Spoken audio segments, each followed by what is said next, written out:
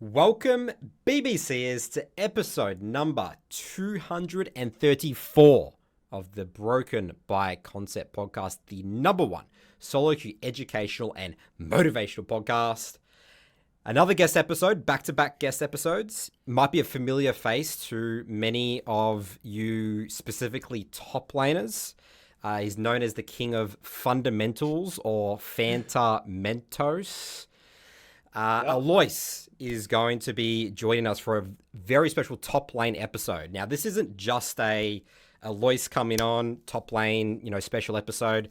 With Curtis, myself, Alois, Charlie, the rest of the We Teach League, we've been working in a sort of secretly over the last couple of months on quite a big project very closely in the last couple of weeks.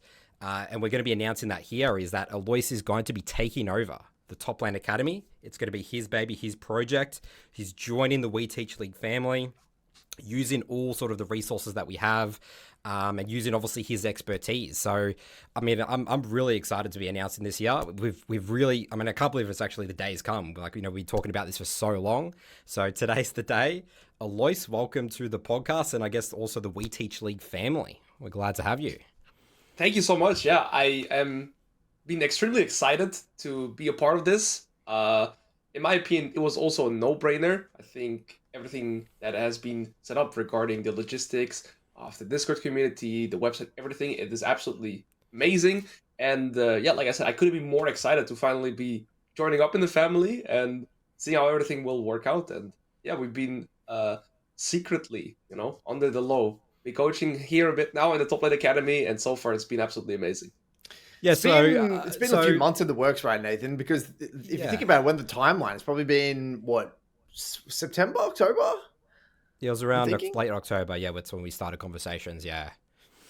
So there's quite a few months. And I was just going to say quickly, Nathan, here. Yeah. This all started, actually, because then me and Alois had a really great conversation, and I did a YouTube video with Alois a while ago. And, we got chatting. I'm like, wow, he has some awesome content. I love his mindset. He's really passionate about coaching and actually teaching the game. And that's one thing I think, Alois, that set you apart from, why we're so excited to have you on board, is that you're someone that not only is very good at the game, but you're also good at teaching and you're passionate about teaching the game. And I think that really shows through your content, your attention to detail. And I think it's just a perfect alignment with what Nathan and I are already doing inside the Jungle Academy and Mid Lane Academy. So super, super excited. Go on, Alois. You go. So, what I've also, I couldn't be more happy joining you guys in the regards of your mentality towards the game and towards your mentality in coaching. What I love so much is the mindset of responsibility to the individual. And I just completely follow a line with that. It just feels like a perfect match regarding our mindset towards both the game and the coaching philosophy. And I really resonate with that. It's amazing. Yeah, so for Alois's audience that's maybe coming over, maybe they've seen the Broken by Concept, but now they're actually sitting down watching this because they're a big fan of Alois. So a bit of sort of history is that. So Curtis and I have been running for me it was Salto and Jungle Academy. It's been coming up 5 years now.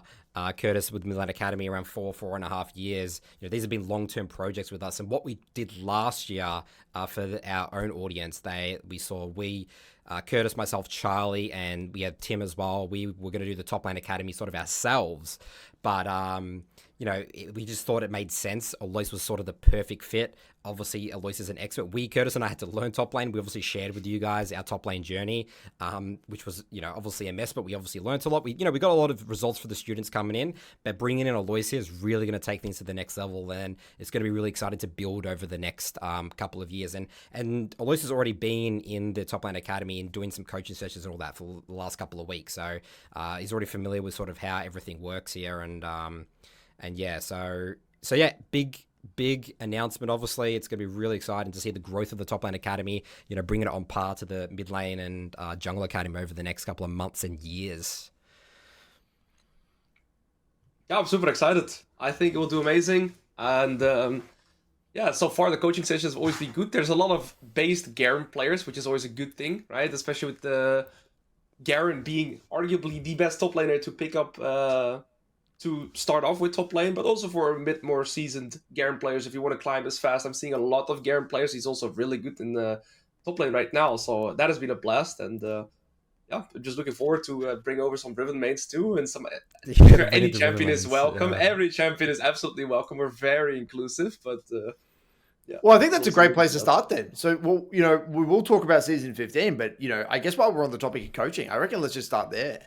So you've done a bit of coaching already in the TLA. You've been doing coaching and, educational content for a long time. I guess, while we're on that topic, first things first, what actually are, in your opinion, the best top laners for someone either learning the role or maybe the lower elo, divisions, for example, we're talking bronze, silver, iron, even gold for that matter. What are the champs that really come to mind?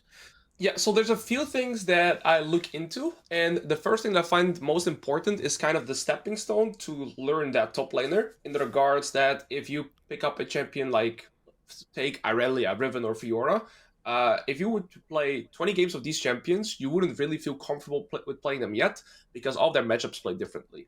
And so I'm looking for top lane champions that have a very easy playstyle, and that all of their matchups kind of play in a similar way, so that your reference points in the laning phase are going to be much easier, and you have to work less on getting champion mastery, because I firmly believe that this is the most important thing to, after last hitting, to start getting good results in the top lane. And so the champions that I would recommend, that I've always had, were Garen and Mundo. Garen is still absolutely amazing. I think he's one of the best top laners with the season 15 changes too. Mundo has suffered heavily because they've nerfed his Warmocks, and he's gotten repeatedly nerfed. However, he's still amazing in terms of his linear gameplay, and so he's still amazing, but he's gotten a little bit trickier with the removal of Warmocks as an option for him. And then thirdly, which is a champion that was surprising to me, and it's a champion that I feel like I've neglected a little bit over time, it's Urgot. And Urgot is absolutely amazing because he has very clear reference points and gameplay in terms of kind of how you want to approach top lane. So I had a coaching with Ksante 2 days ago. He's a very high elo Urgot main. And Urgot is doing amazing right now because of the season 15 changes, the catering towards mid-game team fighting. And I think he is very simplistic, and he plays nearly every matchup in a similar manner. And so Urgot is really amazing, Garen is amazing. And then thirdly, the champion that come to mind for me is perhaps a more aggressive combination, would be Tryndamere. So Tryndamere also has a very linear game plan. He just likes to split push, which also gives people a purpose already. But he's the more aggressive version, so he can have more aggressive options in the laning phase. And then for an AP version, I like to recommend Mordekaiser. Again, because his kit and the way he plays the matchup are pretty similar to any other matchup you play, right?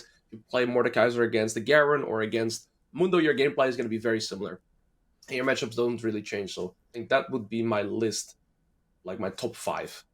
Wow, that's really interesting. I see you preach a lot, Alois, about the Mundo, you're like sort of Mundo salesman. Like that's sort of like, I see a lot of your content, right? So this is sort of a challenge that Curtis and I have as well, is like typically the champions that are like the best to learn the game with, like as you've just mentioned, like I'm already thinking, I mean, correct me if I'm wrong here, Alois, but Urgot and Urgot is not that popular, right? Like not many people play, and Mundo as well, right? Like no one, like I think, is Mundo just boring to play? Is that why?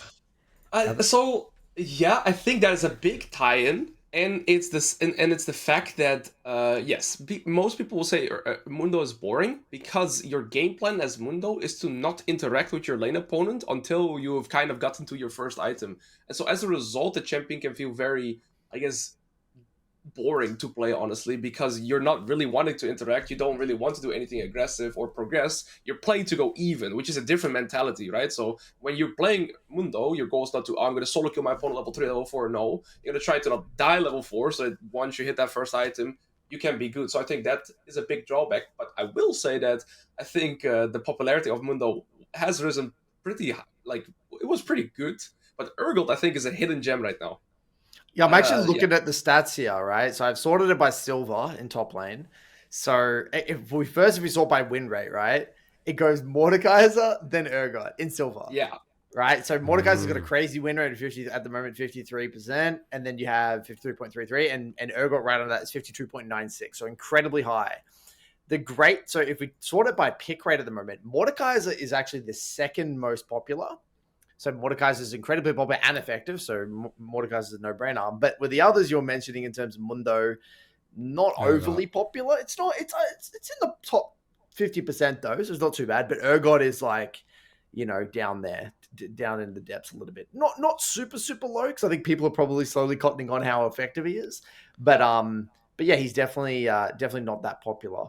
It's interesting because we actually came to a similar conclusion when we played top. Like, we found like Urgot was one of those champions for us. Even, learning top lane was like, wow, this is so structured. I know exactly what I need to do with my waves. I know exactly when I'm weak. I know exactly when I'm strong. And you don't need to worry about matchup specifics at all. You just follow this like really cool, calm, collected reference points. And if you do this and you can replicate that, you're going to get strong. It's basically guaranteed. Yeah. Now, out of those champions that you listed, the one that really I found fascinating was Tryndamere. So can you maybe elaborate what are the reference points for Tryndamere in the early lane, and what makes Tryndamere so appealing, do you think?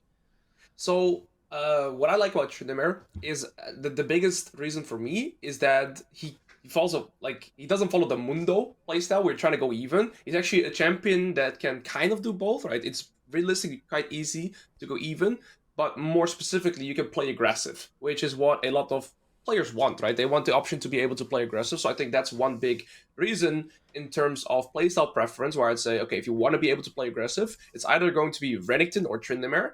And the reason that I've been thinking that Tryndamere is easier over Renekton is the sense that his playstyle is extremely linear, especially when you're a beginner, because you have infinite sustain, as Tryndamere is arguably the best sustaining top lane champion. And so you don't even have to play. So I actually had a coaching session, it wasn't yesterday, it was the day before, with an Iron top laner. And the concept of just taking equal health traits on Tryndamere and draining their mana pool really helped him just see the matchup and top lane completely different in that regard. And if you just have that concept down, Tryndamere will feel extremely oppressive to play against, kind of similar to a Cho'gath, but ×2 or ×3, because his Q healing is so ridiculous, and he has the option to always dash onto you. So Tryndamere is an amazing champion to really get familiar with some of the more aggressive concepts like equal health traits and just being able to sustain through the laning phase and have that aggressive option.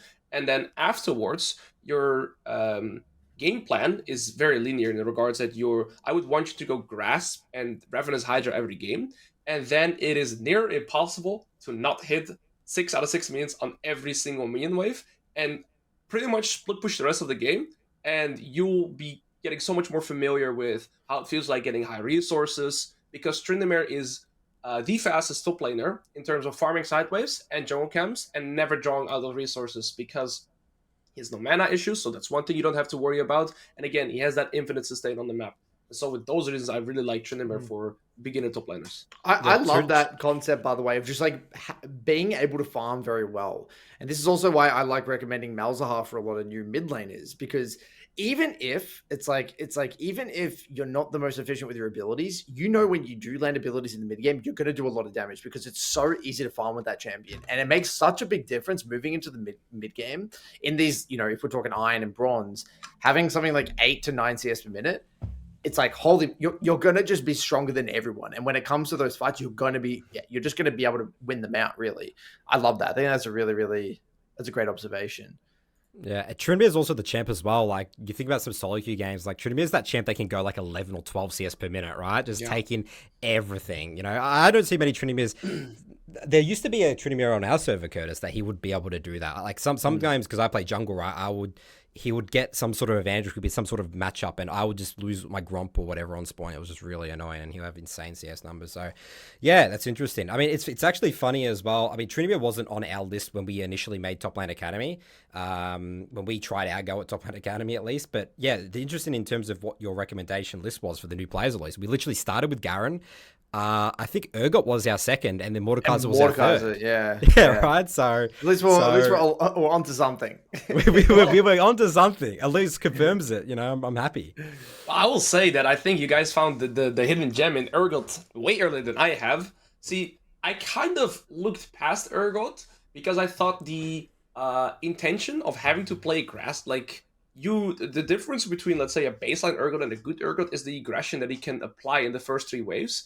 And I think this is a concept that is relatively it's good to teach, but it can put a lot of people in kind of like this snowball mentality, kill mentality too, which is something that I try to avoid.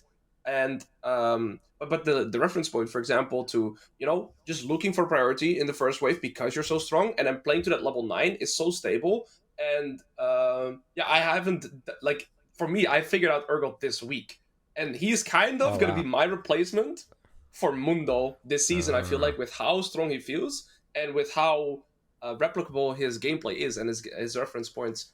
And Tryndamere was also a champion that I feel like it's 2 months ago. See, the thing is, I also circled back to my own league experience when I was complete beginner. And I remember when I leveled my very first account, the two champions that I played were Tryndamere and Xin Zhao. And I was like, that is already a good sign because I was able to really carry games with Tryndamere when I was just like playing the game for the very first time because his kit at the end of the day is similar. You E in and you auto attack, and so that's also why it's so nice to play Tryndamere. Great. I guess moving on from here, you've done a bit of coaching in the TLA, and I guess your own coaching before the TLA. What are some, I guess, common problems you're noticing? We're going to talk specifically maybe about Iron and Bronze and Silver for now, and then we can maybe work up through the ranks. But Iron, Bronze, and Silver, what are the most common problems and common coaching observations that you've noticed? I think, well, so the difference is in TLA, I think people are already following a structured plan, which is amazing to see, where they're limiting their champion pool first of all and sticking to one role. But I believe that is the biggest problem that I would see in lower M1 players in general, where they want to test too many different champions and they are not building that champion mastery. So by default, it's going to be hard for them to build consistency in any regards. And then it just comes down to a lot of habits, because I feel like once you have that champion mastery down, I see top lane kind of in like 3 orders. I've changed my mind over this over time.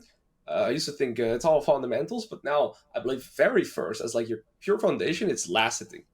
Just last hitting properly, and if you're able to farm better than your opponent as like a conscious effort and focus, you're gonna be in so much of a better position consistently.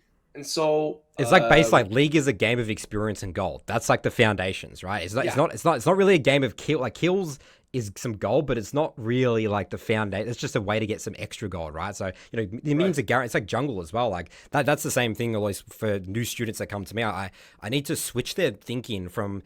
It's not about ganking, it's not about kills, it's about experience and gold. And that's a really hard concept for people to grasp because people sort of go into League and they sort of think it's just a team deathmatch a lot of the time. It's like, oh, I kill them and I get tower, which is, there's so much more that goes into that. It's like tempo, resources, where the Dinwi jungler is. So, yeah, that's definitely, it's interesting that's the observation you've gone through. It's like, okay, it's actually just stat 1, experience and gold. And I actually want to piggyback off that a little bit because I love the way you phrase that in terms of you need to make a conscious effort. Most people actually don't struggle with last hitting if they just allocate energy and focus towards it. Like you actually need to come into the lane and be like, I plan on hitting my last hits. And that needs to be a priority. And if it's not a priority and you're just like, you're focusing on other areas a lot and you miss a bunch of fun, that really bites you in the ass. So like, I think that's the biggest thing that a lot of people need to wrap their head around. You do need to allocate mental energy towards it. That's just a fact. And you need to build that muscle memory very early on. And the earlier on you can get that out of the way, okay, then we can work on other, fundamentals or things like that, right? Yeah. So I always phrase this as like, when you watch Karate Kid, where it's the first learn like the wax on, wax off, that's how I see last hitting as a solo laner. It's your pure foundation, and that has to be your first goal.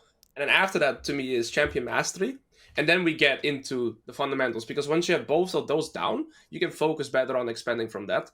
And then I think and this kind of ties in with last hitting too, is the thing that I try to structure the most for top laners when they're starting off with, is level up timers, just making that a conscious effort. And then being able to understand wave state positioning and seeing resets both from your own perspective and from enemy top lane perspective, kind of realizing that because top lane is such a long lane, that it kind of plays into turns, and that your goal as a top laner, if you at least always want to go even, is to have the mentality catered to playing for your resets. So how do we crash a wave properly into enemy turret to always at least be in a fine position. So when should we be slow pushing? When should we be hard pushing? And what are the reference points for that? And I think if you have that down, everything kind of will span from that. So that's kind of, I guess the fundamentals and, like you said, learning to last at Chair Mastery, the Iron, Bronze, Silver. Now, we weren't planning on talking about this, but I'm just genuinely curious. As you, I guess, start to work with gold players, platinum players, emerald players, where is your focus as a coach? Like, if someone comes in and who's in platinum or emerald, are you still coming in with the intention of I'm going to check out their lane fundamentals and I'm going to check out this, or do you find that most people don't struggle with the lane? It's more moving into mid game, or is it just a combination of everything? Like, how does your or like, what rank would you say people start actually playing their champion really well and properly in lane phase? Because a lot of people think like, I'm gold player, and now I'm going to go and watch Alois' video and do the fundamentals, but they still can't play their champion properly. But everyone thinks they can because it's just 4 abilities, 4 buttons, right? So what rank would you actually even say? Like, I mean, I guess last hit-in is pretty much down pat, and also champ mastery. Like, they're actually, decent at their champion. Yeah, I don't think these things are tied down to ranks necessarily. We could have for example, an Iron player that's very formidable with his champion already, and then he's going to struggle with other aspects. And similarly, we could have. So I think this is a multiple layered question, because I think what you're going to have then is build up habits, necessarily bad habits, and every player is going to be different. So I like to categorize players in a few different ways. You're going to have aggressive Andy. And aggressive Andy is the guy that has, on average, like 6 to 9 kills, but paired with 7 to 8 deaths on average too. So I feel like there, when I just see his statistics and the way that he tends to play, I already see tendencies that he's playing very catered to kill mentality, and that is his main focus. And because of that, he's very successful in one regard, but he's also limiting himself because he plays very one-dimensional through kills. And then I guess we could also have the opposite, where you see people in top lane, and this is usually also tank players in specific, but you can also see it with some bruiser champions, where they're not playing to win lane, they're playing to not lose. So you already see catered mentalities, and then we just have kind of in the middle. So I always try to establish what type of player I'm coaching, and you can see this very clearly through both their KDA and then their CS average. And from there, everything will kind of span. I think every player is going to be different. Because I've also coached, let's say, people in Emerald, where I'm very impressed with their mechanics, but that is everything they rely on. It's like no thinking, just pure raw mechanics, and nothing else is really happening. And if you give those kind of people the structure they need regarding, reference points in lane, how to play for resets, and kind of switch your mentality from kill mentality to playing waves first, and kills will expand from that, I've seen like super fast track improvement for those people especially. But let's reverse it to the people that play to not lose, right? If I make them aware of the concept that if you're going, so I think it was the other day, it was a matchup that was theoretically an even matchup, but he went into the matchup as a losing matchup, and every single decision he made from that, like from his mentality, came from past experiences. And every decision he made in laning phase was trying to not lose instead of trying to go even, or even potentially winning. And he had so many options to try and look for that. But just because of the base mentality that he had, that it's a losing matchup, all his decisions span from that. So I'd say it's mentalities, bad habits, and then you try to filter it case by case. It's so funny like that, how you can come in with this mentality. It's like, my champ should lose. And so you're always on the defense, and you're not looking to min-max your trading. Like, I, for example, had this game yesterday. I got counterpicked by a Kled mid. I was playing Galio. But like, I took good trades. Because I just, I'm like, I got to sidestep the rope thing. And then I'm like, okay, I can use my heat reactively. And then like, I can keep the wave in this really conservative position and land my Qs. And I can do all these things. And my trades are fine. But if I came in with the mindset of like, oh, he countered me, I'm like Kled, I'm like Galio into Kled, I can't do anything. Well, I'm probably not even going to look for those trade windows. I'm just going to sit back, not interact, and that's that, right? And so like that flexibility and mindset, it's so big, and it's so, you see it at all ranks, to be honest. And that's the definition of a champ mental block as well, and the danger as well of watching a lot of high elo content. you know, where if you get a lot of people that they've watched so much high elo content and they hear streamers and things say, oh yeah, this champ, you just can't win this matchup, it's unplayable and things like that, and then they come in and they're in silver, and it's like, dude, these people are not, they're ruining their waves, they're wasting their abilities. Yeah, there are many train with this. Let's just kill them. Yeah. Yeah, I love that. And I guess, you know, moving from here, you know, you're talking about, you know, you're kind of alluding to before, mindset. What are some common narratives that you've noticed with top laners? Yes. You know, what are the top lane narratives? what are the top lane narratives? Because obviously that's going to be a big thing for top lane. Well, actually, nothing really comes to mind instantly. I feel like I've had such a refreshing scenario. Like, I don't have that much, let's say, negative complaints. I think you're gonna have the narratives that people say that top lane is so weak or it has no impact. I think you'll always have that like narrative because it's kind of, you're playing top lane on an island, and in the general sense, it is harder to impact the rest of the map. But similarly, I think this mentality is, you know, you'll see it the most when you go into super high elo. But when you're playing in, you know, let's say a platinum elo game, I would even say that top lane has one of the most impact, because this is where skill expression truly matters. And if you're able to get a lead in top lane, the champions there are by far the strongest out of any role, and a top laner that's ahead is pretty much unstoppable on the map. Mages can stop them, junglers can stop them, maybe like a CC support or something like this. So I think that's one narrative that you'll hear, that top lane has no impact, which I completely disagree with. But I'm trying to think of some other narratives. Nothing really comes to mind, actually. I think I will also say that I believe that Riot has done an amazing job at making top lane matter. And I feel like every role is kind of similar in strength. Maybe besides jungle right now with Feats of Strength, but other than that, I've been really liking top lane actually for quite a while now. For like, I think it's 2 seasons where top lane has actually just been in a very good spot. And you've observed that as well from your audience, and everyone's having a blast. It sounds like there's sunshine and rainbows. Top lane's just the best role. It's all no, like again, aside from that one narrative there, but it sounds like it's an awesome role. I mean, I had a lot of fun playing top. Like, I remember that when I was playing top, I was like, wait, I'm like the strongest person in this game. Like, I've never felt that. Like every game, like it's insane. Yeah. So maybe top laners just have a blast. Maybe that's just the best role in the game. That's exactly my experience as well. I was the same as Nathan. I remember like getting fed on a champ like Garen or something, and I'm like, no one can deal with me right now. I can go anywhere, and everyone has to be scared. The jungler can't deal with me. I'm already ahead. The top laner can't deal with me. The mid laner can't beat me. I get prior in every wave. I can shove all the way to tier 2. I can't even get 2v1 half the time by the jungler and a mid laner particular. And so that feeling was so foreign to me because I never really got to that. It's very rare that you would get to that feeling, even as a mid laner. I mean, sometimes if you're like fed Yone or something, maybe you can kind of get that feeling as a mid laner, but it's very, very rare. It's exactly my experience as well. So I guess where I want to, again, shift. Wait, before you ask that, I want to just straight up, flat out ask, because this is a question I get a lot from some of my diamond junglers trying to get to master tier and stuff. It's like, what is the difference between a diamond top laner or a master tier top laner, Alois?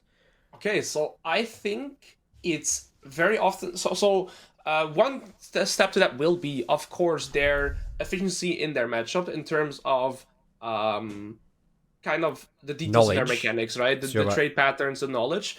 But if you want to improve from top lane, from diamond and above, and let's say also say from master to challenger, it's going to be in the details. It really comes... Like, top lane is a role of experience too.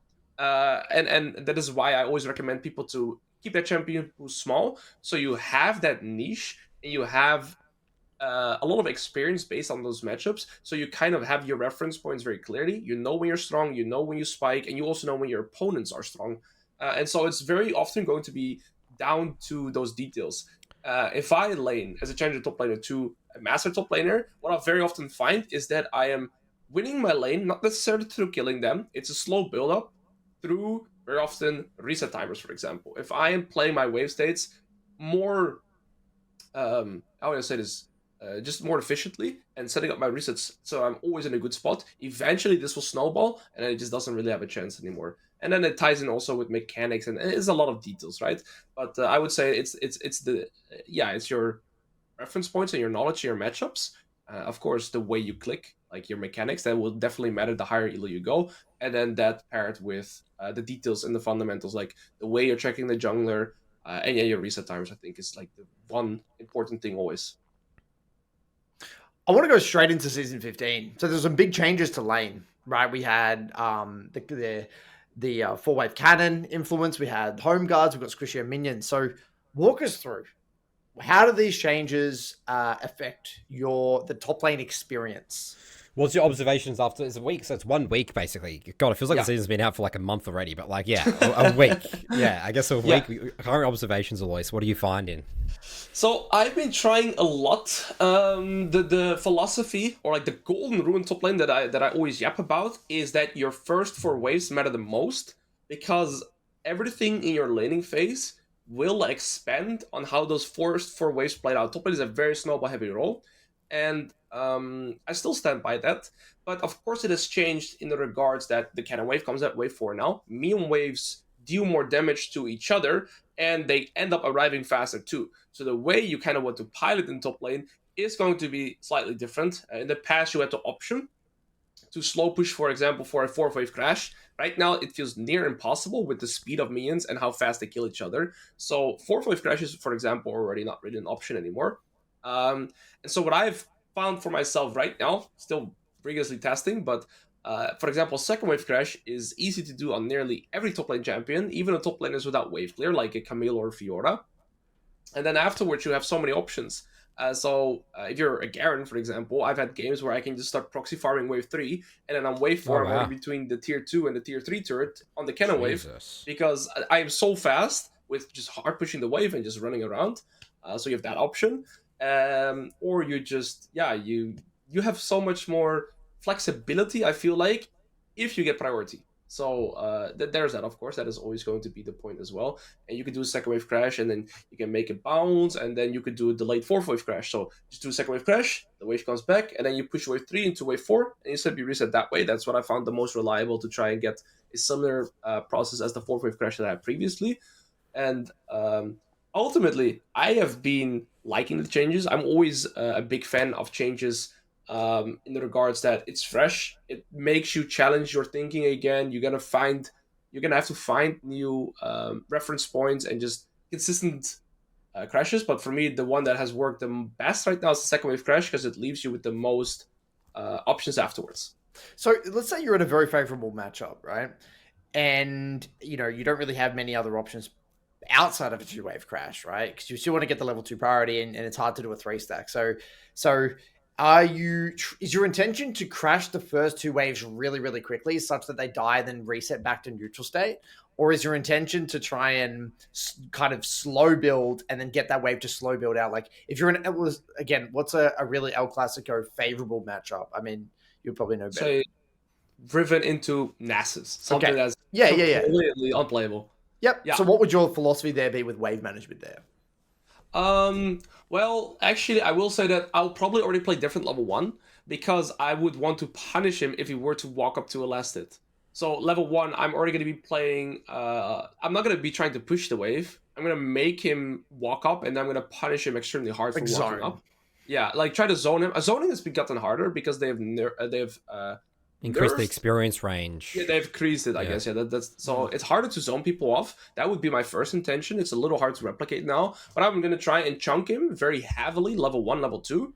And then depending on how that plays out, I get to adapt. So if I get an extreme hard trade, level 1, but the wave starts pushing into him because I've also AoE'd the wave, for example, then yes, I would try to crash the 2nd wave as fast as possible to make it bounce back to me faster, thus forcing him to walk up when he's already half HP. But let's say I am not getting the best trades off. I might even sometimes do that 3rd wave crash, because in the meantime, he's losing minions when I'm pushing the 1st and 2nd wave. So it's going to, of course, be catered scenario to scenario. But I remember the other day I had a game where I was Irelia into Nasus, and I did a similar thing. I did a 2nd wave crash, and then I didn't necessarily push it super fast. I just did it pretty normal, tried to get some trades and try to hit him every now and then. And then the 3rd wave was more catered to his side. So I was blue side, he was red side. It was more catered to his turret side. And then the wave ended up bouncing back into me, because in the 4th wave, the cannon comes and it would just push out the wave, especially if it syncs up with like 1 or 2 remaining casters. And then it ended up coming back to neutral on the 4th wave, and I just killed him there because he can't contest. So that was a great option too. And so proxying is easier now, right? Because it's easier to kill the minions. Is that correct? Yes and no. So it is easier to kill the minions. Yes, it is harder to get in the proxy position because of how fast the minions walk. So it's like the minions walk so much faster that you're like, oh, like you need to make sure that you're thinking ahead with how fast you need to use tempo kind of on the wave that is previous to the proxy, so that you make sure that you are in time to catch the proxy before it runs past you, pretty much. So it's time you're gonna have to get a little bit familiar with. And then yeah, once you're in the proxy, it feels really, really good. Depending on the champion you play, of course, but yeah, it feels faster. And what about TP? How has TP, what are your observations so far with TP changes? A lot of people say they dislike it so much. I was like, that's a narrative. I've heard more negative feedback on the TP than positive. People even saying that TP is useless now. Completely wrong. So the thing is, it's a more, in my opinion, you just have more options with it. So what I found helpful already is what you can do is do like a third or 4-5 crash or whatever you have in the early game, and then if you do a 4-5 crash rather, you have your second trinket again. You can just pop that down and TP back to that. You're already saving time, because in the past it used to, I think the channel time was 4 seconds. Now it's 8 seconds with the travel distance too. But if you don't have to walk all the way from your turret back to the minion wave, you would actually save time if you're TPing to a ward or a minion that's in the center. So I just feel like there is more options now, and yeah, the travel time is longer. But depending on how you're utilizing the teleport, I think it's like nothing really changes. It's a broken summoner as a concept to have the way I like to describe it's a get out of jail card. You can always get out of a rough spot or like a bounce scenario by just basing and TPing back. Yeah, especially now that you can TP to wards, that's actually really, really big, right? So, for example, let's say your wave was frozen, you could just you could TP directly to that ward and get immediately to the wave. That's actually something I haven't thought about. That's actually probably very, very relevant in top lane because of how far you have to walk from the tower, to the minion wave. That's actually a really good point. Could you see a world, Alois, where 4 months' time, the meta, literally like the meta, like it's literally fringe to go take TP and everyone's taking Flash Ignite every single game, or like Ghost Ignite or whatever? Could you see that as a possibility? I think no, because in top lane there's always going to be, unless you have an even or a skill matchup, there's always going to be somebody that kind of just has to take the L in terms of matchup. And Ignite's not going to change it's not going to change the influence. It's not going to affect that at all. Well, I would say that if you have a matchup that is losing for you, the follow-up is that you should not have wave control in that matchup, at least in the early game. And so as a result, you cannot decide what happens with the wave states, and then that TP is so valuable to get you out of that one, like I said, the free get out of jail free card. It's so hard to manage wave states if you can never get that one frame reset off. So let's say I'm playing a melee champion into like a Teemo or into like a cannon. I cannot control the waves into those champions. And if they're just able to permanently crash the wave into my turret, I can never really get a good reset off. But with a teleport, you can have the option to once base and TP back. And then you can kind of get priority again, you can get tempo, and then you can play the wave again. So I don't think it would ever happen. On that note, I actually saw a funny clip where it was like a Karthus jungle that picked Smite Teleport. They had a ward on enemy blue buff. He started his own blue buff. No way. Teleported all the way across the map on that ward to enemy bot side, and that jungle started red side, right? And then he just cleared the blue buff and Gromp and went down to his own red side. What do you think of that? That's not even worth it, honestly. That's completely ruins his tempo. What a psychopath. That's literally int. It's not even a good. It literally does not matter at all. Did you see the clip that I added you as well, Alois, with the Chinese Rumble? Did you see that? Wait, no, I haven't seen it. I'm so sorry. There was like a clip where like the top laner basically, I think they're playing Rumble into Shen. They crashed the wave on top side, and the enemy jungle showed top side as well. And his Ezreal bot is stacking a massive wave into the enemy Misfortune. He TPs onto the wave bot, zones the MF from the wave, from the entire stacked wave. And because Shen has so low wave clear, and he knew the enemy jungle showed top side, he had enough time to base and still walk top and not miss any farm. Oh, yeah, wow. That is pretty crazy. I haven't even. I think so. These kind of scenarios can be replicable. I mean, to be fair, pro plays perma lane swap. So I don't think we'll see that fast. But those could be replicable scenarios in a professional play when you have a side lane or where both lanes have priority. especially with the lack of wave clear from the Shen. Yeah, that sounds ridiculous. Yeah, You can it was envision super impactful. Yeah, because if Shen matches the DP, he loses the game. Yeah, It's the wave exactly just- right. yeah, Because it's the full wave. it's a bounce, win-win yeah. scenario. Mm. So I was actually looking at the stats for Master Plus top lane. Number 1 in win rate is Riven, your baby. Yes. So what makes Riven so strong at the moment, do you think? Wait, do you See, take TP on Riven or is it Ignite? Matchup dependent. Okay. In matchup where it's skill or they're matching an aggressive stamina like Olaf, Darius type champions, or if I need sustain, or sorry, to counter their sustain, like a Fiora, Irelia. So basically where I can get kill pressure, go Ignite. In the matchups where I have no wave control or they're neutralizing, like a Malphite, a Gragas, or like your Cannon Teemo, I would be taking Teleport. And the thing is, I don't know why Riven's win rate has gotten so high. It's surprising to me as well. I've tried to wrap my head around it because it's not even only in higher elos. There was even a point where towards silver she had a positive win rate too, which is like you never see Riven having a positive win rate in silver. That is like Yeah, not a and thing. actually has in silver has a pretty decent win rate. Yeah, it's not bad. That is not a thing. Normally it's like 47%. Yeah, And it should not, or like 48 maybe, but it it, should not have a probably positive shouldn't win be, rate. right? It probably No. shouldn't. It's really rare. You know what? and- It could be. It could be Rivals do graphic novel. Maybe it's True. it's unlocked True. something in everyone. True. That's true. It's like Shout a out buff. Rival. Yeah. For anyone who No, I hasn't seen agree. that, by the way, they should check it out. Rival put out this awesome Insane. It's graphic insane. novel. So much work went into that. A lot of Yeah, work 10 went out into of it. 10. It's on his YouTube channel. Shout out Rival. Yep, absolutely. But yeah, I think it's multiple things. So Riven is a pretty good, like in terms of scoping, like she's a good early to mid game champion that has good scaling options for late game too. But with the meta being so catered to early to mid game, I think Riven is really good in that regard. I think items and item diversity is pretty decent onto her because she can go for different routes with like Cleaver, Eclipse Start, Death Sense. She's one of the best utilizers of that item. So I think there's that. And she, especially in Masters Plus, she tends to do well into some other meta champions that we're seeing. Like she does pretty well into Irelia. She does pretty well. Well, Garen is a bit trickier, but she does well into champions like Ambessa too. It's skill matchup, of course, but I think Riven tends to do pretty well in the current meta and the way the game is just in general. So I think, yeah, but her win rate is still surprising to me. It's like 53, maybe even 54% in Master Plus. The one thing that always kind of skews Riven win rate in Master Plus is that it's the majority of Riven games are played by one tricks. So that will always make her more stable compared to other top lane champions.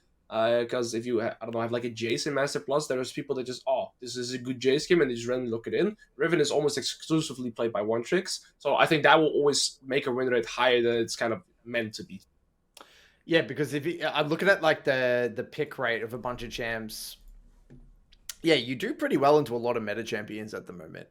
The one champ that really surprises me, just looking at is Irelia. Irelia top it's quite rare. Like Irelia top, I feel like it comes in a meta and then it does pretty well, and then you don't see it for such a long time. So why is Irelia play top at the moment? So I figured this out. This champion is broken, like actually broken. And the reason as to why is because, well, Feats of Strength, Irelia is a lane dominant champion, and she could even be blind picked right now because she tends to do well into like a lot of champions still. But the build, so there's been 2 buffs to Irelia, kind of in the last 4 to 6 months, something like this. So there's the one buff, if you remember, where Q now is faster when killing minions. There's no like the delay anymore. You used to have kind of a delay when queuing. You can really slice through every queue right now. You can just spam click it, and it will just go faster, and your eyes can realistically track it. And then the second to that is you keep your passive on turrets. Now this seems like a minor buff, but it's a ridiculous buff because Irelia's passive, I think, grants her 50 or even more attack speed. So if you ever have the option to hit their turret, you keep your passive stacks first of all, and which means you keep your on-hit damage and your attack speed, so you're killing turrets way faster. Plus grubs, if you get grubs as well. Yes, and here's the thing. People started going Blade Rune King into Hullbreaker Irelia. Now the thing with this is Irelia is right now one of the fastest tier 2 or tier 1 turret destroyers, which is completely wild because she just has normal auto attacks. But what I've had is, let's say you're pushing a wave on sideline to a tier 2 turret. Generally speaking, there will be a minion wave first, and then depending on the time you take it, there will also be another minion wave beneath it, like next to the tier 2 turret, right? You usually match when it crashes. And so you already have 5 hole breaker stacks when you crash the wave. You hit the turret, Irelia's Q counts as an auto attack, you Q3 casters, boom, you have your hole breaker again because the Q counts as auto attacks, and you slice that tier 2 turret up literally in 5 seconds. It's gone. Interesting. And Wow. I think that, paired with her item diversity, she gets access to both Wit's End and Steraks. I think the only other champion that can do that in top lane is like a Jax. So she gets access to the tenacity options. She can go... She has so much item diversity and options, paired with the kit being very strong, so she's getting nerfed on her W, E, and ult right now. Which is fair. It's interesting because I always was under the assumption that Irelia would lose to things like Renekton, would lose to Gragas, and typically she also didn't she used to also struggle into tanks like Ksante and things like that. So I think it's very skilled. Again, Irelia also say that very often it's kind of like the kind of one trick that play Irelia. Renekton is fair. I think the matchups that Irelia really struggles into are like those early game powerhouses too. Like you have your Sett, Riven, for example, she really struggles to Jax, Renekton. Those are still true, but I think she just because of her strength and her kit right now, you make one mistake on the champions and she will still beat you. So there's that. She's just extremely reliable and consistent. Regards to tanks, I always like playing Irelia into tanks because you don't necessarily have to kill them. You build Borg as well. Yeah, you build Borg, exactly. So you spike so fast, and Irelia just full ecos to Borg. You don't buy like boots or anything in between. You're playing into tank. Very often a tank will go like Tabbies or something into their first tank item. And if you have one item Irelia against one item tank, Irelia will usually win. So I actually like playing her into tanks. Interesting. Okay, so where were we before? Oh, yes. What about the rest of the meta? Like, are we still talking about what else? I want to come back to that. I do want to quickly talk about Atakhan. What have your experiences as a top laner been with Atakhan? And wait, before you get into Atakhan, I want to say, just from observations, I'd love to get your take here, Alois, because again, everyone's sort of losing their mind around feats of strength and that sort of stuff. The more and more I've played over this season, the last week, like, I am basically, I mean, as a jungler, making all the same decisions as I would normally make. Like, the game hasn't, compared to last season, I feel like the first 20 minutes, I'm playing the exact same game as... I mean, I haven't talked to you about this either, Curtis. Do you agree with this? Like, Curtis, yeah, I think feats of strength is whatever. I don't give a shit. I don't care. No, me too. The boots are bait, by the way. Yeah, they are. I started skipping them. I'm skipping them now. Yeah, I'm skipping them now. Only the Swifties upgrade is really valuable. Yeah, the Swifties is good, I think, still. Yeah. We'll get back on this later. I think this ties in with the top lane meta too, but I think the Swifties are really good. The rest is kind of like, and which is surprising to me. When I read the boots, I was like, these are going to be so broken. What, I have Camille passive now on my boots for magic or armor? I was like, damn, it's so broken. But 750 gold, especially in a mid-game scenario, like you delay your third item, for example, to try and get to those boots, it's complete bait. And especially top lane, so many champs are third item reliant. Like three item spikes is huge for like, I mean, even for AD carries. I mean, jungler supports, I think, like I could see you just go tier 2 boots because maybe the third item's just going to be ages away anyway. But yeah, for top laners, mid laners, I can't really comment on, but ADCs, I'll assume that 750 gold's insane amount, right? Yeah. I view it like elixir. It's like an elixir. That's what I say. It's like, if you need it to win this fight and you're sitting on an awkward amount of gold, go for it. But like, no, it's very, very rare that you would upgrade it. So yeah, outside of the fourth wave thing, is the game the exact same? Like the same fundamentals of the thing? Like we playing the same game here, or you think otherwise always? Generally, yes. I just think yes. I mean, not a lot has changed. I think mostly your early game. Your early game is played out significantly different, but after that, it's pretty much the same thing, yeah. It feels pretty similar. And also the meta hasn't really changed that much because they haven't changed items and like scope to champions a lot, right? So in regards to that, like runes haven't really changed, items haven't really changed, champions haven't get buffed and nerfed, so the meta is still kind of similar to what it was previously too. So I think, yeah, it feels pretty similar in that regard. When I'm past 20 minutes, you get Atakhan. But even here, I think so this objective, it's the first week, let's say the first days I played. everybody wanted to get on top of Atakhan. It was crazy. So the way I see it, it's kind of like Baron v2 because it spawns at 20-minute 2. And there's two, of course, different Atakhans to play for. I think the Ferocious one is the one that gives you Guardian Angel, and the Ruinous one is the one that gives you the Roses. I think the one with Guardian Angel is completely useless to contest early, and the only way that I find this one very valuable is if you take this down close to another following up neutral objective, either like a soul fight or a Baron fight. Which in solo queue is so RNG, the timing though, right? Like it's not like... No, you have to like communicate it with your team because Yeah. I've seen people just... So yesterday I had a game. I'd love to showcase the example. So there was Ferocious Atakhan on bot side, and I was blue side. And so there was a tier 1 top, a tier 2 top, and a tier 2 mid. And before the fight happened, we caught off enemy AD carry. I had to use my flash and ult. And then instead of going to Atakhan, I went top side. And so all 8 remaining players on the map went to kind of skirmish around Atakhan, and they traded some kills. And whilst they were trading Atakhan, enemy team, I believe, ended up getting the Guardian Angel. Credits to them. I got the top tier 1, the top tier 2, and the mid tier 2. And it was an even game state at that point. It was like 20-21 minutes. Both me and Jax were going towards our second item. I recalled with 3.7k gold, and I carried the game afterwards. You know, I'm not even exaggerating here. The exact same play happened to me just like 2 hours before, like identical. But the Atakhan was on the other side of the map. My team, exactly right, tried to skirmish with them. They got it. The enemy got the Atakhan, but they just chased them, like stopped their bases. We got like 3 towers, we got 2 tier 2s, and I'm like, holy shit, that was the biggest turn of events. We didn't even, they got the Atakhan. Doesn't even matter. Dude, I'm a jungler. I was doing a live commentary in the Jungle Academy Discord, and I'm doing Atakhan. I'm like, oh, like, wait, we're gonna lose tier 2 this, we're gonna lose the mid. Like, we're losing so much for this. Like, I'm sitting there like waiting to smite it because it takes so long and it's so far away. And by the time you recall, I'm like, I'm losing so much. Is this even worth what's going on? So yeah, I think that sort of what you're getting at, Alois, is that when people get more adjusted to this whole Atakhan thing, the whole trade-in for it, like, it seems completely fine, right? Like, yeah.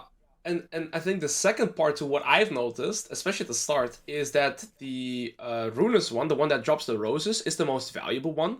But they're nerfing the XP on the roses, which I think they have to, because if you are able to get the Atakhan and get all the roses, I've noticed that from level 14 you are pretty much instantly level 15, and the stats for that globally are ridiculous because I see XP is like, let's say, give or take 600 gold worth of stats because you get the level up. But especially on certain champions like your Mundo, Kassadin, Kale, like champions like these that spike so much with XP, it can be infinitely more gold, right? So if you're able to get all of the roses, I think the Atakhan buff itself, where it increases the other neutrals by like 25%, is complete whatever. It matters who gets the roses, because that's like, if a team picks up all the roses, that is instantly like 3 to 4k worth of stats on your team just by getting all the XP. But I'll be honest, I kind of disagree that it needs to be nerfed, because this is what, okay, think about it, right? If a team has a Kassadin and they're in a position to get that Ruinous Atakhan and have time to get all the grubs and not get punished, get all the petals and not get punished for it, they probably deserve to win the game. Honestly, like in a way, I'm like, it's not like the game is over. It's just obviously they're in a massive advantage. My point is that, like, I feel as though, you know, a lot of people are complaining about Atakhan when it's like the game was already fucked anyway. You know what I mean? It's like you're already so far behind. The enemy was you just died and like got aced at like 20 minutes. They did Atakhan. Whether that was Atakhan or whether that was Baron, right, on the previous patch, you're probably going to lose that game. So, like, I don't know. Like, I'm on the fence about it. Like, maybe the XP could be altered, but like, to me, it kind of feels like a massive tempo sink to do Atakhan. And remember, you have to stay to pick up the petals as well. It's ages. It takes so long. It takes so long. Like, I kind of feel like people are definitely overemphasizing like what you get from it. And yeah, the petals and the XP is good, but it's like, dude, it's a big commitment. Like you said, it's Baron 2.0. It takes a lot of time. And it's also a risky objective to take, right? Like, if you get caught on Atakhan, you're going to... the other thing that's balanced about it, right, is that you actually have to pick up the pedals. I've had many times that's true. where they get the Atakhan, but then we kill them, and then we get the pedals. See, that's what I had often as well. People overestimate killing the Atakhan, but the big objective to me is also the roses afterwards. So I 100% agree on that, because I think starting Atakhan in mid game, especially scope to minute 20, is bait. Yes, because the team that starts it will, generally speaking, lose the roses in most scenarios, and then it feels really hard. To me, I just think EXP as a stat is so snowball heavy that if a team is ahead in mid game and also gets the Atakhan, I feel like there are almost no fallback patterns left anymore unless they make a lot of mistakes, because now they're gonna have Atakhan, they're gonna most likely also have access to the dragon and the Baron. So it's like the multiple layered. The thing is, if a team gets Baron, you just kind of kite it out, and then yes, they get.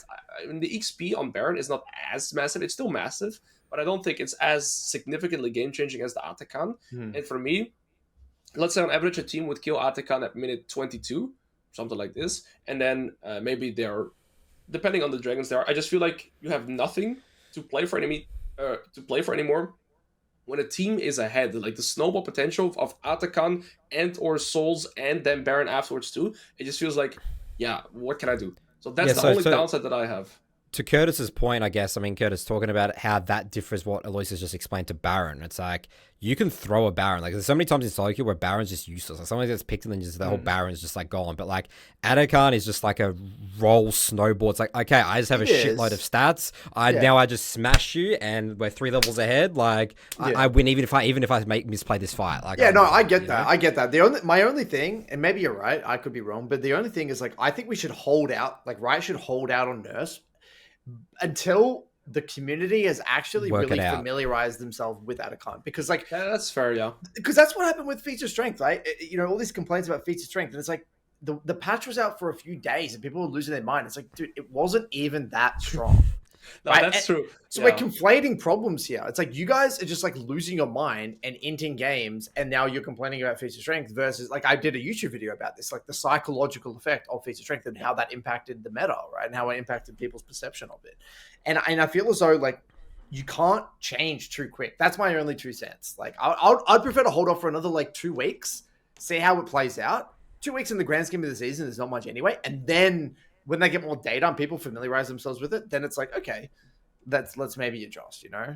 I like, and I agree with that sentiment. I think it's also good to kind of feel a lot more, get more stats on it, and kind of see how that would change people's mentality. Because I agree also with Feats of Strength. Like, it's like 50% of the usefulness is the mentality, like, oh no, they just got Feats of Strength. Or sometimes people taking a skirmish that has like maybe 20 to 30% odds of being good, just because if enemy team were to get it, they would have Feats of Strength. Yeah, so they're inting the game to circumvent it. The one more point that's, I feel like, the ridiculous thing I've seen is that this is the first season to me where I've seen like 3 to even sometimes 4 level gaps in supports because of the team that gets Atakhan. So that part to me though is crazy. Like, there's like a level 9 Rao, and I see a level 13 Jenna walking through the line. I'm like, what is going on here? Yeah, I had like a level 17 jungle on the enemy team, and I think my jungle was level 13, and I'm like, how is that possible? You could do, I've been 5, actually, I think I was 6 level gaps, 12 to 18 or one game, I guess Italia, I think, or it was like, 5 levels. No, it was 5 levels, 5 level gap. That's ludicrous.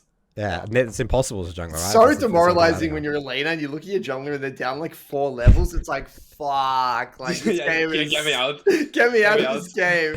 This guy's a minion. He's literally a minion. He's got like 1.5 items probably at that point. Just his 2 items. Have you guys also had a scenario where... so I remember this is my very first game that I played on season. The very first game. And we had the Ruinous Atakhan. And enemy...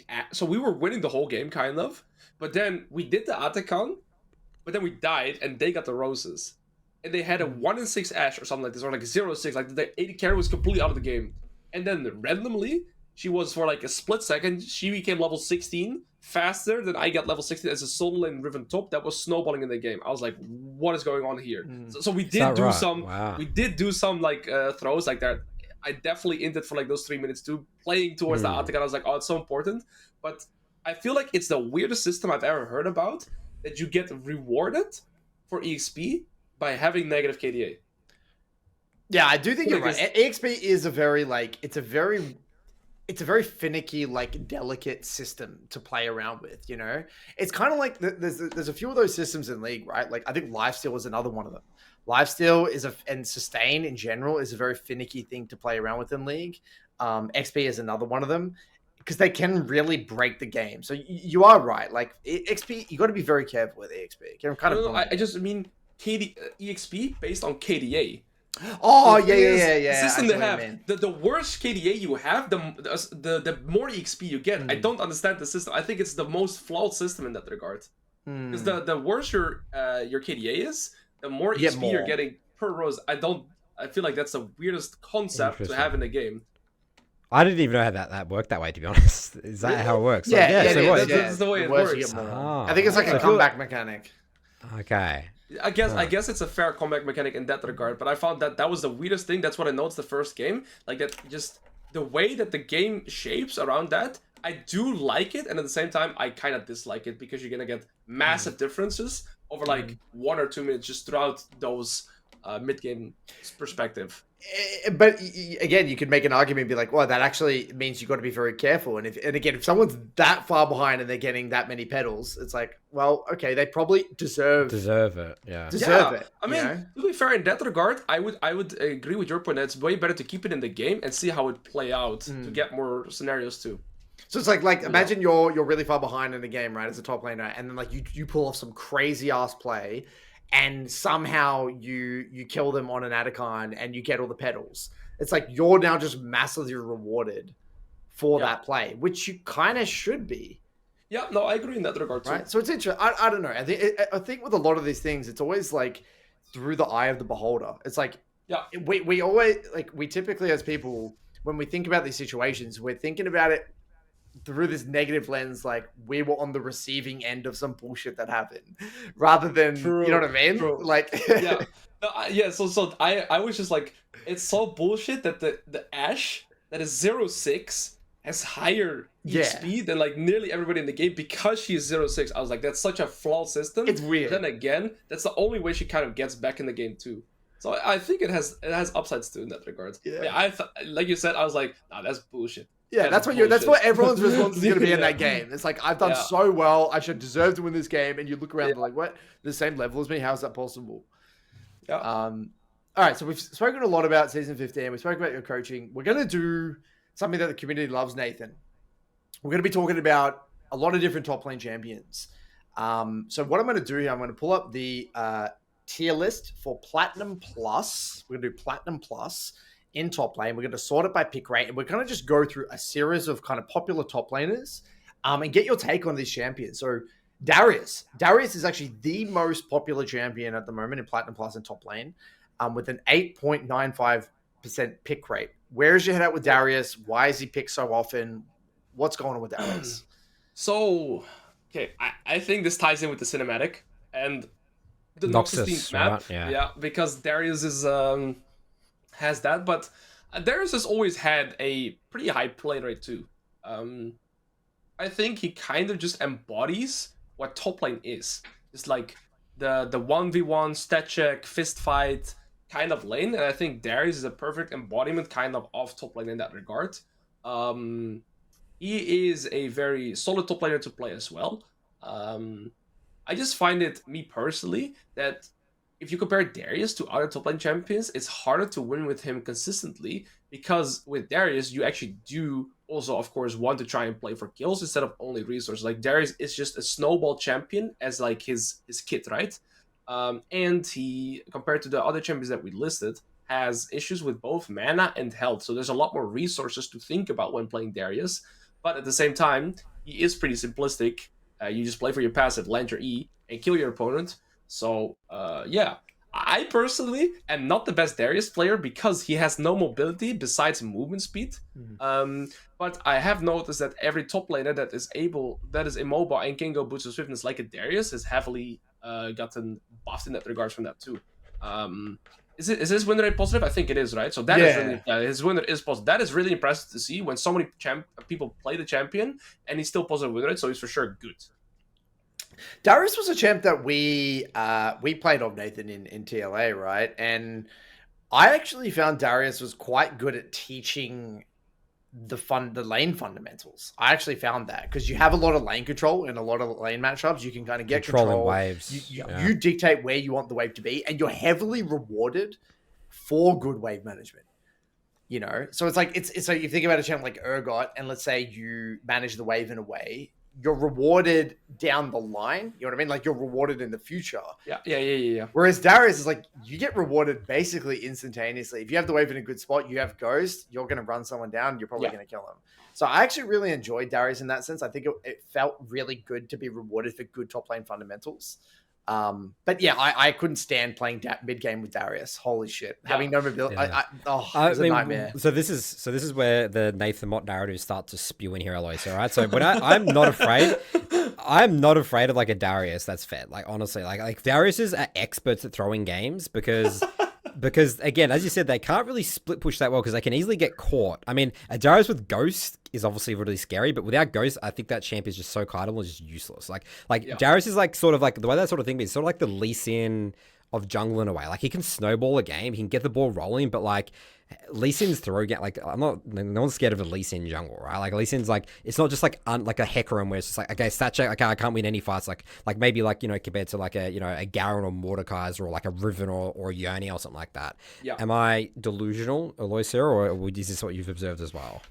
Well, I think Lee Sin is like an extreme case. I think the odds of people outplaying themselves on Lee Sin are higher than them carrying the game. I agree. With Darius, I just think he's extremely conditional in the regards of both his summoners. I think that is one of the best points. It's always what I say as well. Like a mid-game Darius, if he has Flash and Ghost, he's like 100% champion. If he's missing either, it's already like you draw back to like 50% of your potential in team fights. And the biggest condition for Darius is he needs at least one, but preferably 2 targets that he could reliably stack his passive on. And that is the tricky part. So you want a champion like a Rel or like a Nautilus, Leona, these type of champions that also have no mobility, that are kind of tanky, that in the front line that you can just grab and free stack your passive on. If you have those conditions, Darius can be like arguably the best champion in the mid game and late game fight. But when he's able to get kited, that champion just absolutely blows. So he's very some conditional. comps, right? Like range, like isn't it heavy range comps like? It's hard to get, hard to play into for sure. I mean, that's also the case. Yeah. Everyone has. But I mean, I guess you could say that for like a lot of top lane champs. Like you could probably say that for Urgot as well. Like but I feel like Darius is just throw games when they're ahead. That's it. That's just my experience. That's just it. The way that I would kind of differentiate Urgot and Darius is that they're pretty similar in a lot of regards. I just find it easier to consistently pull off Urgot's win condition, and like your sideline stat check potential is so much higher, and your kill pressure. Well, that's not necessarily true either. Well, I think Urgot's kill pressure is higher, and I also think the big difference from my experience, I played a lot of Urgot, is Urgot shreds towers. You shred towers, like you can like the thing with Urgot is like you can team fight and you can split push. Yeah, you can do both, so you have options, and also with Urgot, like your R changes fights. Where I feel like Urgot's R is so much easier to impact the team fight than Darius's R. Like, it's less conditional, I would say. Way less conditional. It's so much more reliable. And if you have 1 point of consistency, it could be like an Alistar combo, like a Vi ult, anything that has some sort of setup, your R is guaranteed as Urgot. So you just have to play to that. And then the first target you ult, and you just run away with the team fight. Whereas with Darius, it's so much more like, from what position do I flank from? How can I reliably get my 5 stacks? It's a lot harder to do consistently. Like Urgot can also just be that like that turtle in the front line that you get to sit there and then make the enemy come to you. You're like a machine gun turret. It's like you sit on the dragon and it's like, if you guys want to fight this shit, I'm gonna be sitting here. You got to walk through me. Whereas like Darius could do that, but it's way less threatening with a Darius comparatively to an Urgot, I feel like. And so the build that I run on Urgot now too, at least that was recommended, is to go Cleaver. And you don't go Hullbreaker, you go instantly in, or like lethality items, you go instantly into Starox, into Jackshow. So you are like super strong in those mid-game team fights, and you can turn them around by yourself. You have less scaling, but I don't know how you guys feel about this, but I also feel like the games are super mid-game team fight reliant right now, just in general. Like, who wins those? If you get into the mid game, There's so many objectives to fight over now because Grubs are sort of pushed it. Like Rift Herald's like up the Atakhan. Like there's lots of dragons. Urgot like, actually makes sense in this meta, to be honest. Like, you've got to plant yourself at a neutral objective, and it actually makes sense then the way you're talking about it. Like, Hullbreaker wouldn't really make sense in the way the games are playing out now. You're probably way less playing the side lane with Urgot nowadays, and you're just trying to get to your key spikes and just plop yourself onto a neutral objective and play those team fights. And Urgot loves that. Urgot absolutely loves that. He's like one of the best mid-game teamfight champions, and his ult can, like you said, completely change a whole game just like this. Aatrox. Aatrox is the second most popular champion, but it has a negative win rate. Aatrox, what comes to mind with Aatrox? The thing is, this is like, Aatrox has been a staple forever. I think he is, in that regard, also kind of the embodiment of top lane. Like, that's how I see it. It's just like, when you think of top lane, it's easy to think of champions like Garen, Darius, Aatrox. They're just like those fistfight heavy champions. He's played a lot in, well, he's not really played a lot in professional anymore. But Aatrox always has a very high play rate in top lane. The way I perceive Aatrox is I'm actually not a big fan of Aatrox. And that is because so let's talk about the benefits of Aatrox. The benefit is that he's able to lane into pretty much everything and go even or ahead. So Aatrox is okay into ranged, into tanks, and into melee bruisers too. Because nearly every matchup is contestable and based on skill. Especially at the level 5, 7, and 9 where you get some points in your queue. The big downside for me on Aatrox is that he's worse at progressing in side lane than at Darius. You have no kill pressure on anybody in the side lane unless they consciously make the decision to fight back at you. You cannot kill people in side lane. You can just walk out of your W and they can just hug the turret, and then if you hit the turret, you just risk dying. So it's really hard to dive people or progress in side lane as Aatrox. So that leaves us with the option only to kind of play for team fights only. And the problem I have with that is that it doesn't give you the scope how you kind of portrayed Urgot compared to Darius too, right? Where Urgot, that's the option to both split push and team fight. Darius is less in split pushing, still better in team fight. Aatrox, it's just team fighting.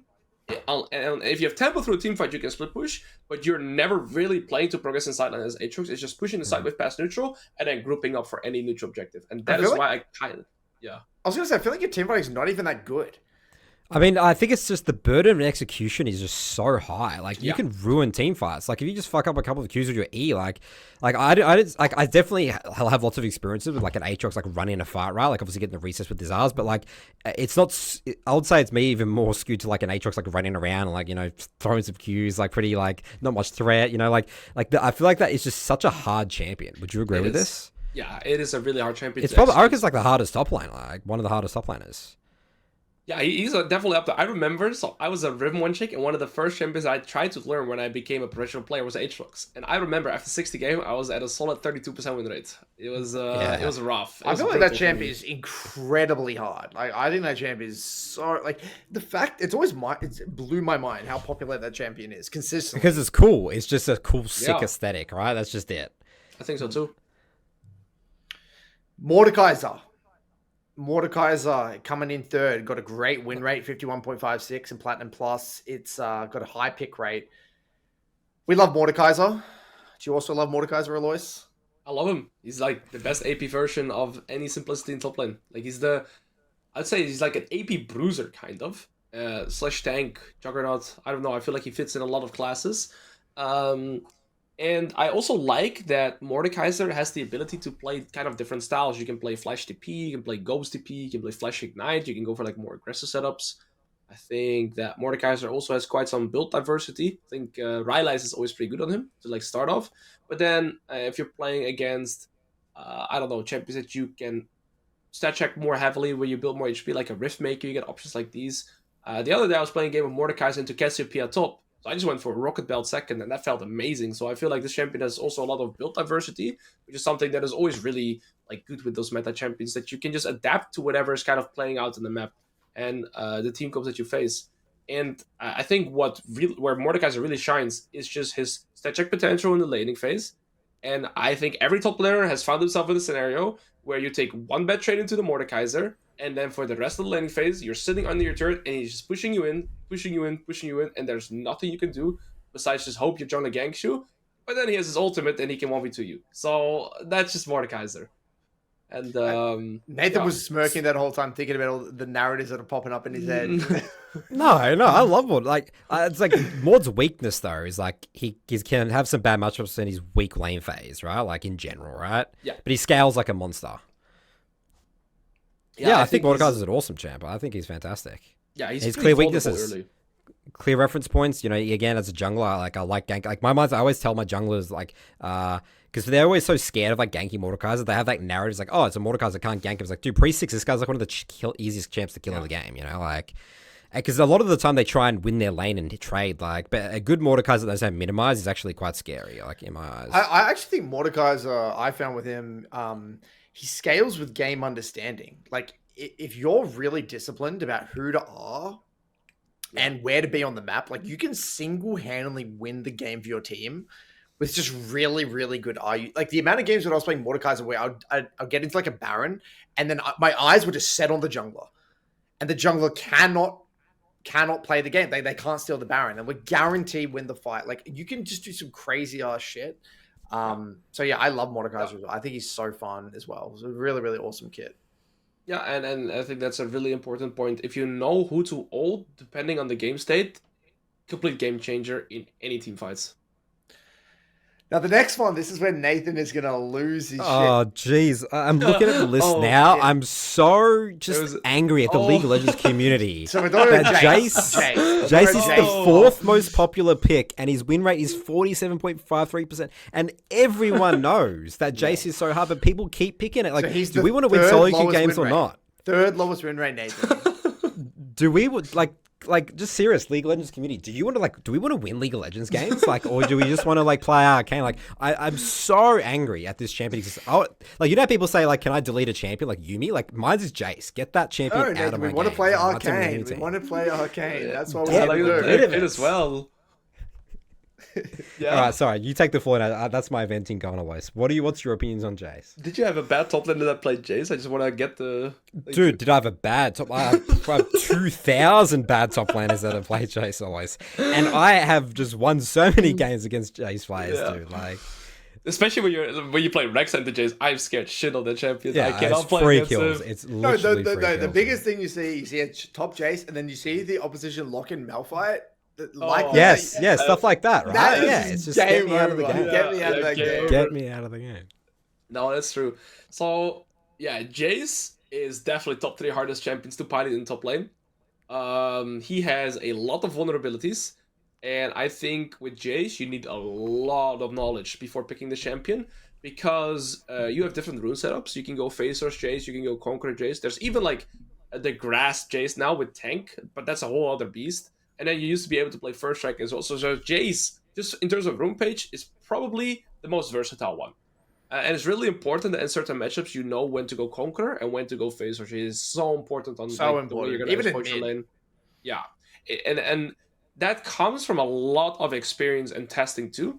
And then it's his lack of mobility paired with extremely high like mechanical kit and his kind of reliance on winning lane. See, the thing is, if Jayce goes even, he's pretty weak.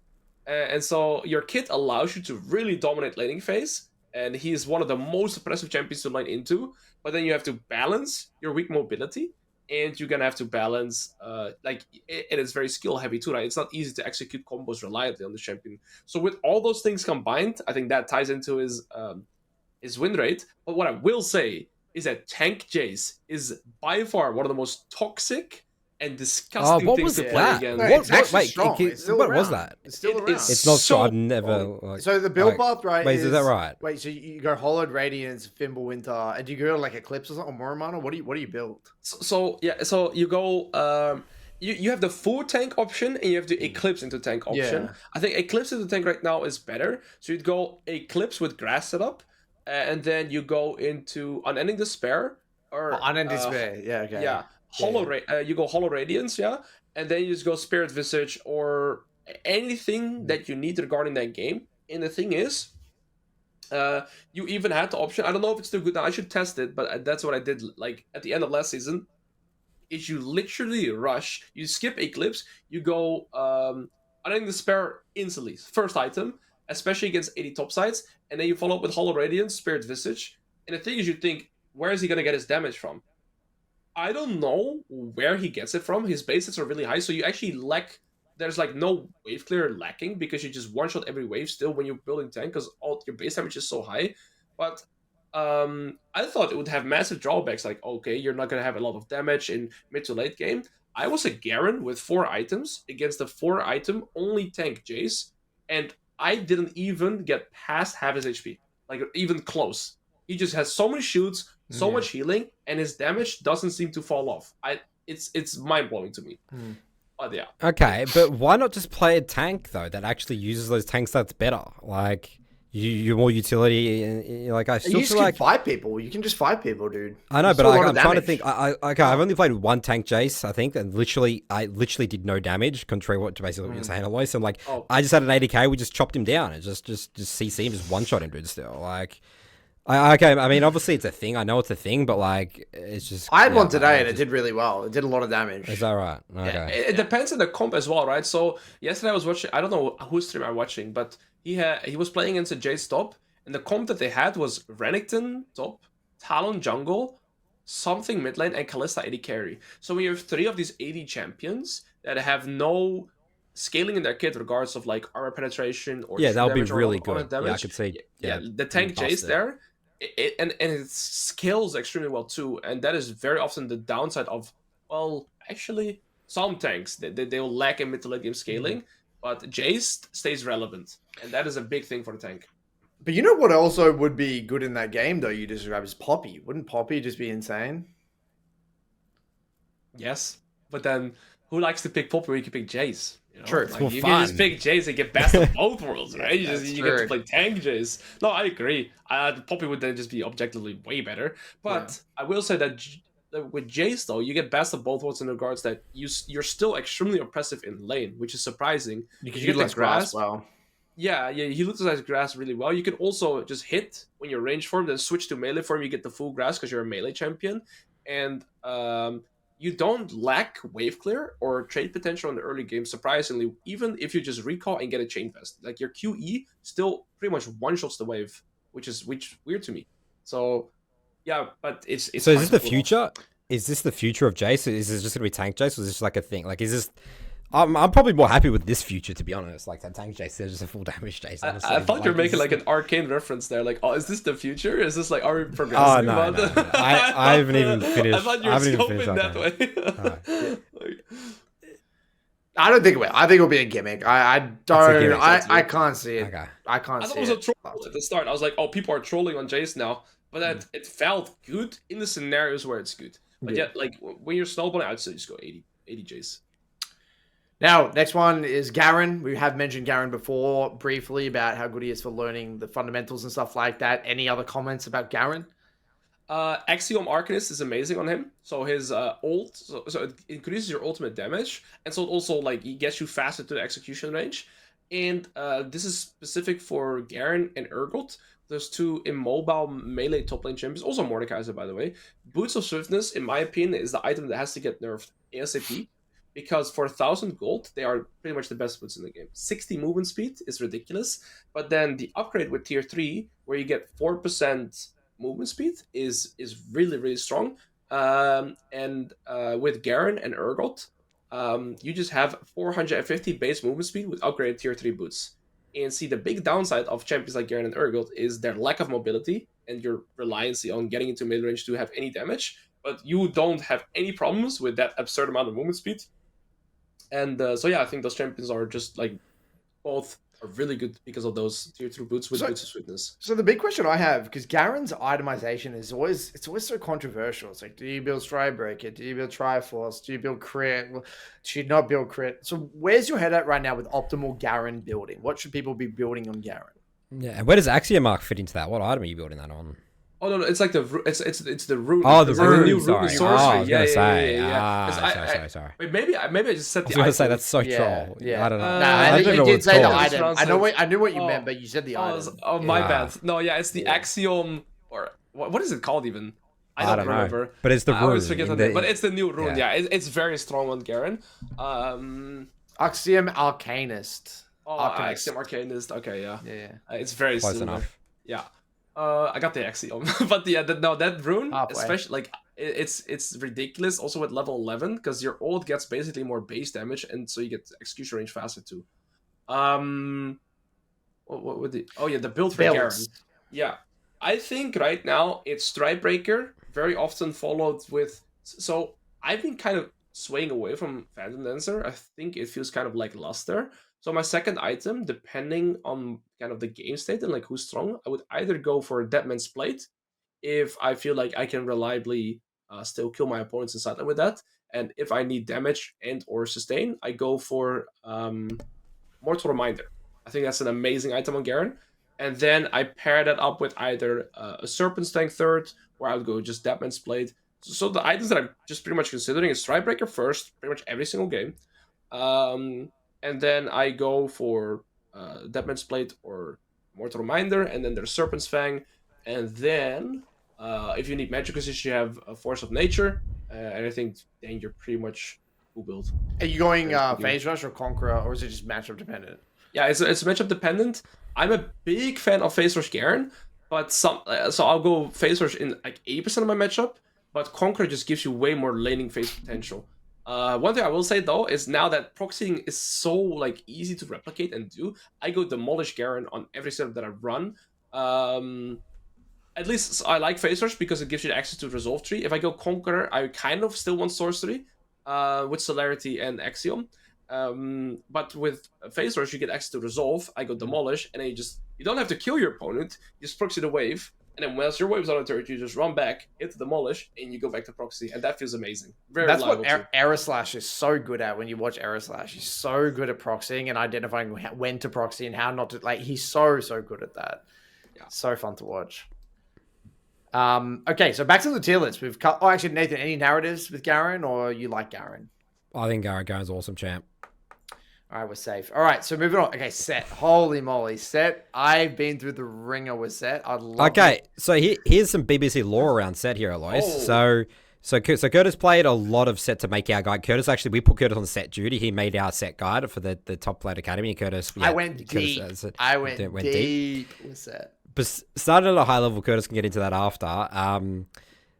We had a TikTok or like an Instagram reel that like absolutely popped off, but like really angry comments at Curtis because Curtis basically said that Sett's a hard champion, and everyone in the comments saying this guy's out to lunch. He has no idea what the hell he's talking about. I don't know why this guy's a coach. It's one of the easiest champs in the game. It's just like a button smash like Ruffle Stomper, or like I don't know what the word is, but what do you? Yeah, is the community right? Should Curtis not be a coach? Yeah, his coaching license. No, I think Curtis is just rage baiting. Sett is like easiest top laner to play, man. No. Sett is really hard to play. See, you don't see this champion at all in high elo anymore. There's barely any players in the high elo because his kit is.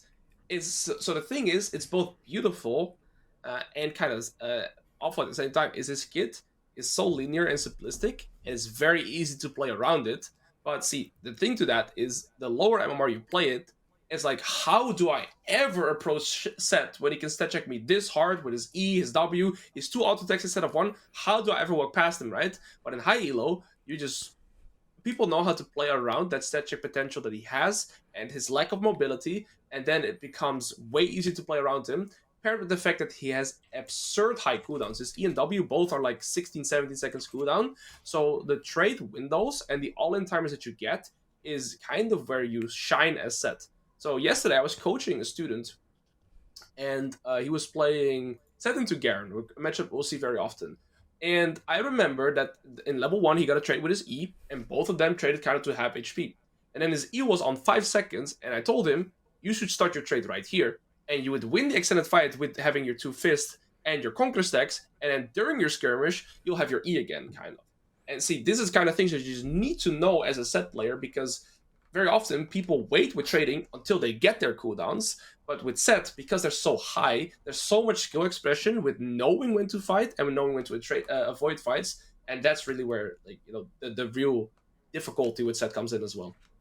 Oh, I feel so vindicated right now. Like, I got roasted by the community, and if you play Sett in any game that's Diamond 2 plus, it's going to be hard because people mechanically that, like you said, they will space you. It's hard to land your E. You got to be really, really good mechanically to like, if you watch, I watched a lot of and studied a lot of the EU Sett OGB, Gaishu or something, I think his name is. That guy is crazy good, by the way. He's crazy good. So good.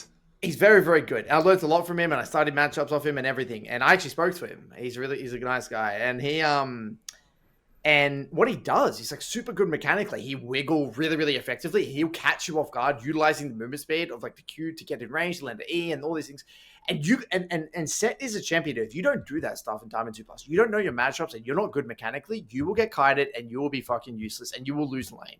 And Sett is a champion. Once you make one mistake and you get behind, you are so useless because you're a stat checker. And if you don't stat check people, you're beyond useless.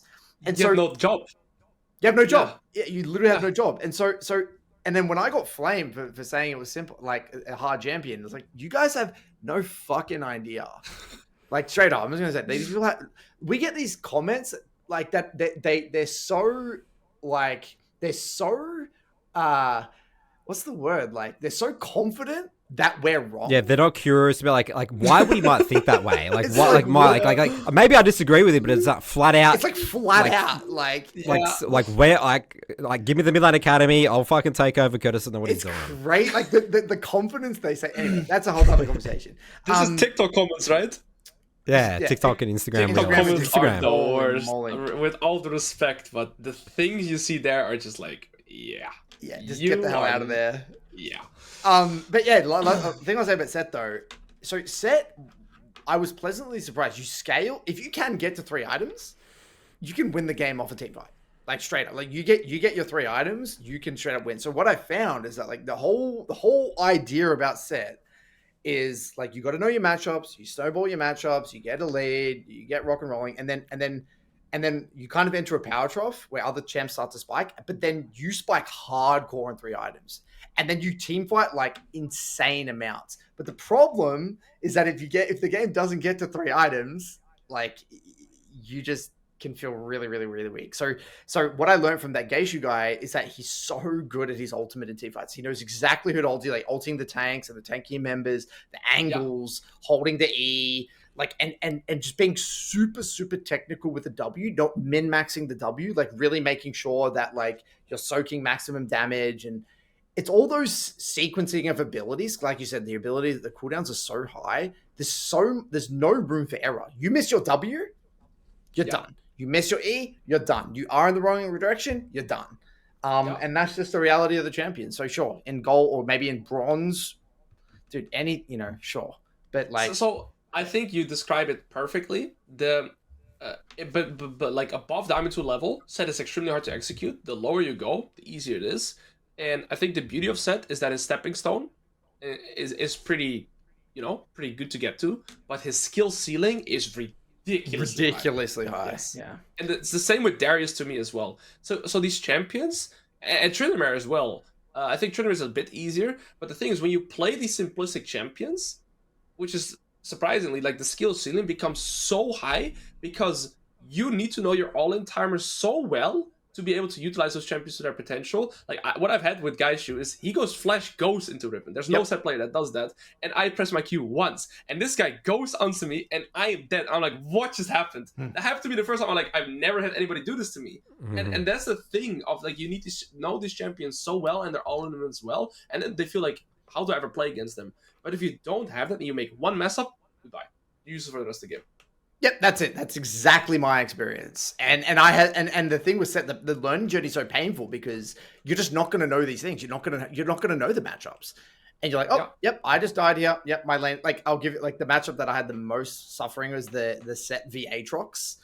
And if you don't snowball, if you don't get a lead early, you don't snowball, you get kited for the rest of the lane, and it is one of the most miserable experiences I've ever had. Like it's good early, you dominate early, like you can, but then if you mess that up once, you make one mistake, lane over. Can't play the game. Yeah, I remember it's like imprinted into my brain. It's Sett against Kale. Holy moly! Oh yeah, I think Oh, you're banning Kale when you. I think I was, yeah. I ended up you banning banned Kale. KO. My, I could not for my life do anything, and it's the mental torture as well that knowing every time she trades me, I'm like, oh, I'm getting outscaled. I'm getting outscaled. And they get outscaled you. You can't do anything, yes. and you get outscaled. It's like, It's like the get worst. me out. Get me out of that game. Okay, so anyway, I don't want to think about Sett anymore. Moving on. Ksante. Ksante's got a shocking win rate, 47.7%. What the hell has happened to Ksante? So Ksante's just a competitive champ in my eyes, right? He's just not good in solo queue, right? Like, well, in like, you know, Master Plus lobbies, especially Grandmaster Challenger lobbies, there's like 2 blind picks you'll see on average throughout like the past season. I mean, there's a few, but Aurora and Ksante, they're up there. And the thing is, these are the most reliable blind picks in top lane that can always hold their ground and go even and still have purpose in any scenario. Doesn't matter if you counter pick Ksante with a ranged, a bruiser, or another tank, he's able to go well into all of them. The thing is, and that is also the truth, is that Ksante is an extremely high skill ceiling champion. He has a lot of combos, and the thing is as well with Ksante, if you fall behind, you're going to be pretty useless, but if you know how to lane and how to kind of just not die from boredom, you're always going to be an extremely good champion. And I think he's just the most reliable blind pick pretty much ever in since high elo. Yes. In high elo though. Yeah. So again, like as I should, a competitive champion, a high elo pick. Like I'd love, like, you know, we have like Biopanther and stuff on our server. Like he's a pro player and knows, like, you know, you want Ksante's like a machine, right? But like, yeah, like a platinum Ksante, like, because I review a lot of jungle games, like, you know, in those sub ranks, like, or like a, you know, like they again, I guess it's hard with the combos, right? They don't know how to combo, and also they're just useless, right? Like there's just no threat compared to, like, you know, typical the other top lane champs that are like much better. Yeah, and I think this has been the hardest problem for Riot to balance Ksante. Yeah, how do you balance it? Yeah, since release, I remember he had like a 46 to 47% win rate in lower elo, and he was like 55 in high elo, or like 56. There was like a 10% difference between elo brackets. And then how I don't think that exists in any other champ, right? Like, I think Ksante's like the only one, right? Like, can you think of any others for like any other roles? Well, like something that's so good in high, like that pro players pilot, and like low elo players just can't do it. Maybe? Like, Azir is exactly that. Oh, is that right? Like I want to pull my hair out when someone brings in a bronze Azir pod, but it's like in high elo, it's like, okay, this play is so much you need to wrap your head around. It's like, just stop doing that. It's like just self torturing. But like I think it's okay. I think it's good to have champs like this. Yeah, like, I agree. You know, it's like, I think it's completely fine. It's like not every champ needs to be playable in the lower elo brackets. I think it's completely fine. But what will be interesting since the new competitive format, though, you know how you can't pick the same champ? So we're not going to see like Ksante every. I think it's such a good change for professional play too. It's so much more entertaining to watch that way. Especially if it's top. But one note on the professional play, I hate lane swaps. That has to be removed. Lane swap has to be removed. I feel like that ruins top lane perspective in any regard. Like, you don't see top lane matchups played out anymore. So yeah, I just think it's bad for the general player base. Like let's say you're a top laner, you're like, oh cool, I'm gonna go tune into some pro play, and like, let's say I watch some Alois, and like, you know, I want to see how they play this matchup, and then it's like, oh, lane swap. It's like I can't even relate to that gameplay anymore. And just tune. It's not fun to watch either. It's not even fun to watch. It's like, this doesn't look anything like my solo queue games. Like, I don't, you know. I mean, people like the really hardcore like analysts, like pro scene, they like, you know, there's some people like, oh, I love this is so awesome. But for the general player base, I think it's like, because there is a lot of depth and strategy to it. I respect it. It's awesome, but it's just not. Yeah, I think it hurts the game a lot actually. Renekton. Moving on, can move on quickly. We've got a lot to get through. So Renekton. Renekton is, just quickly on this, I think Renekton is like a low skill 4, but incredibly high skill cap.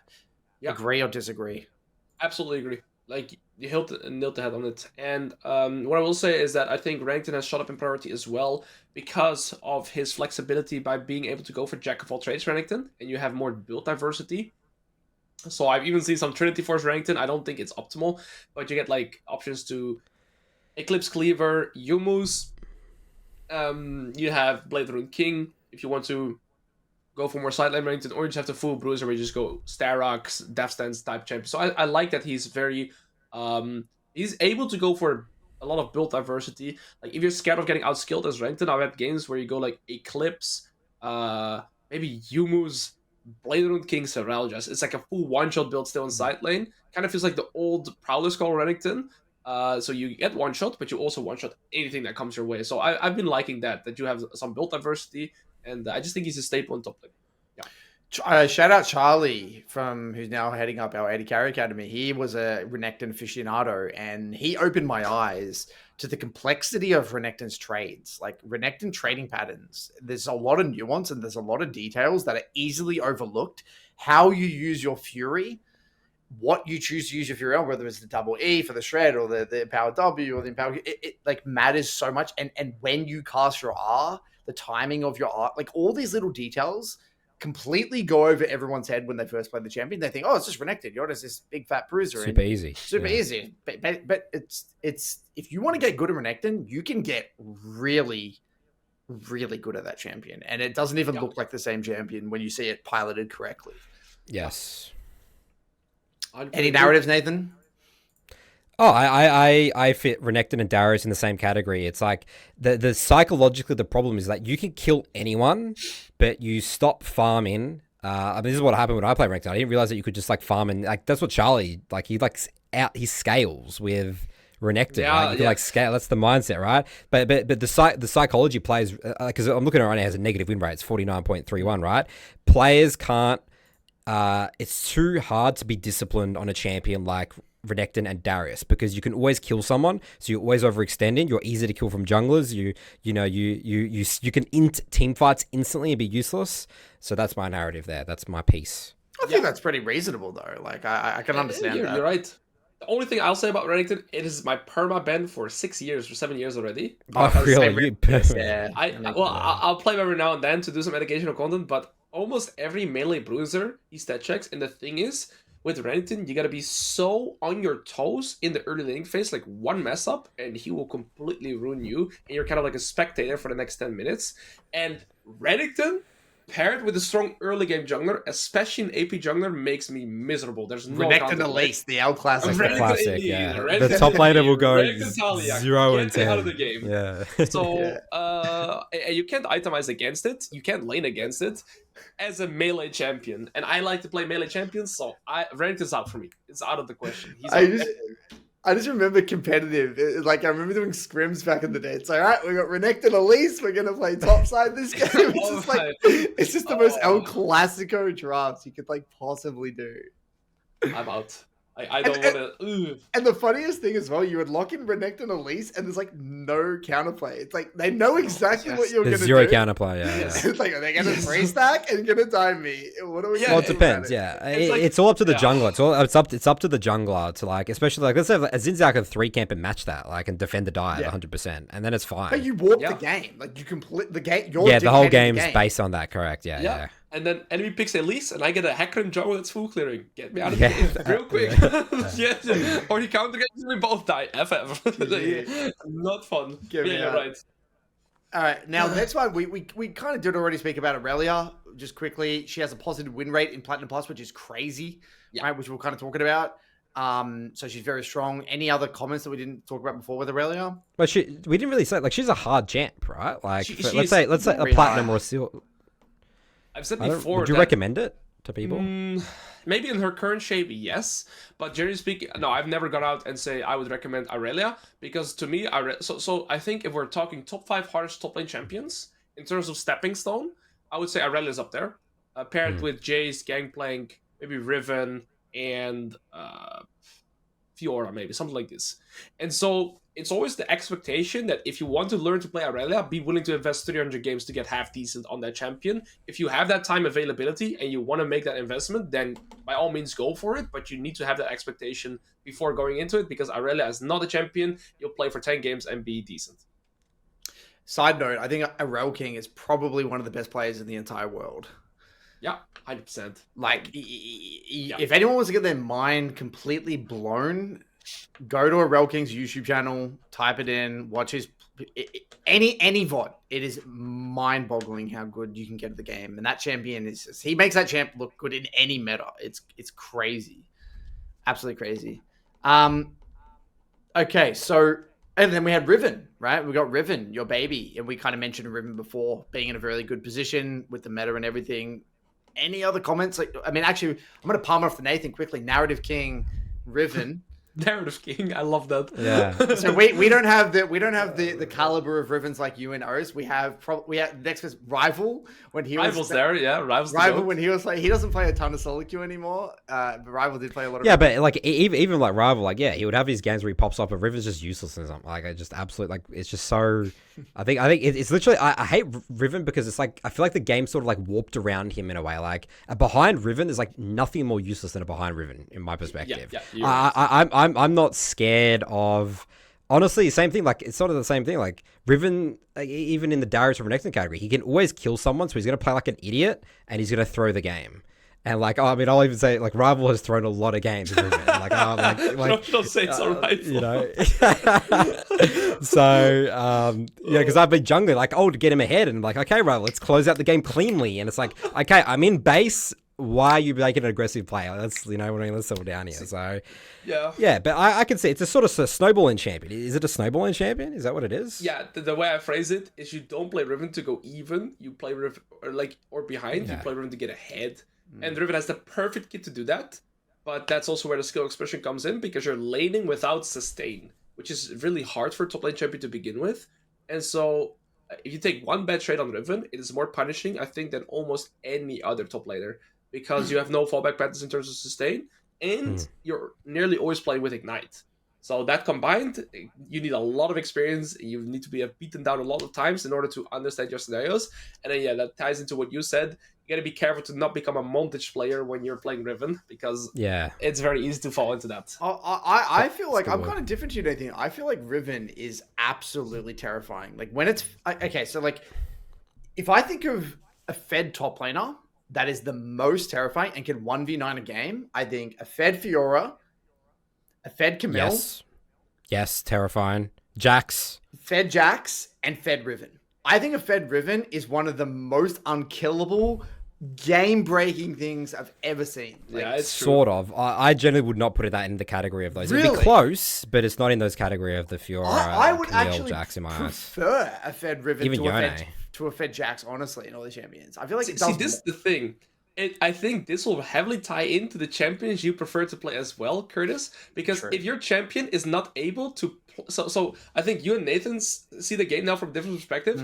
Nathan doesn't have to sideline against the Riven. So he's like, I don't really see the depth of how hard it is. But if Riven is ahead, there is like no mage that can even stand under the turret. No assassin either, 100 to 0. Yeah. No assassin. So you just... No assassin. That makes sense. No mage.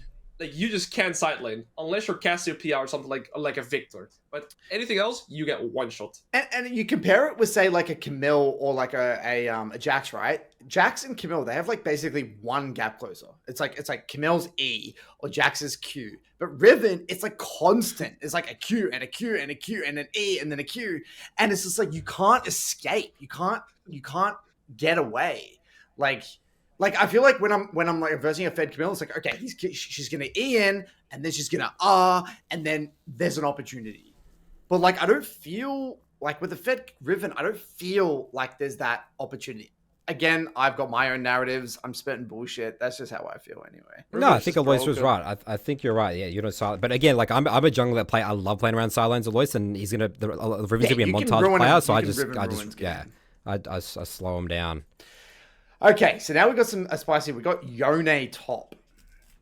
Has a shocking win rate. Shocking rate. Dude, Yone is in the category as Jayce in my eyes. Yone top. I love Yone mid. I think Yone mid is awesome. But Yone top, I cannot stand this champion on my team and even the enemy team, dude. Like, so my thoughts on Yone. Why is it so different from top? Why is it so different from mid? Like, well, I disagree with that straight up, by the way.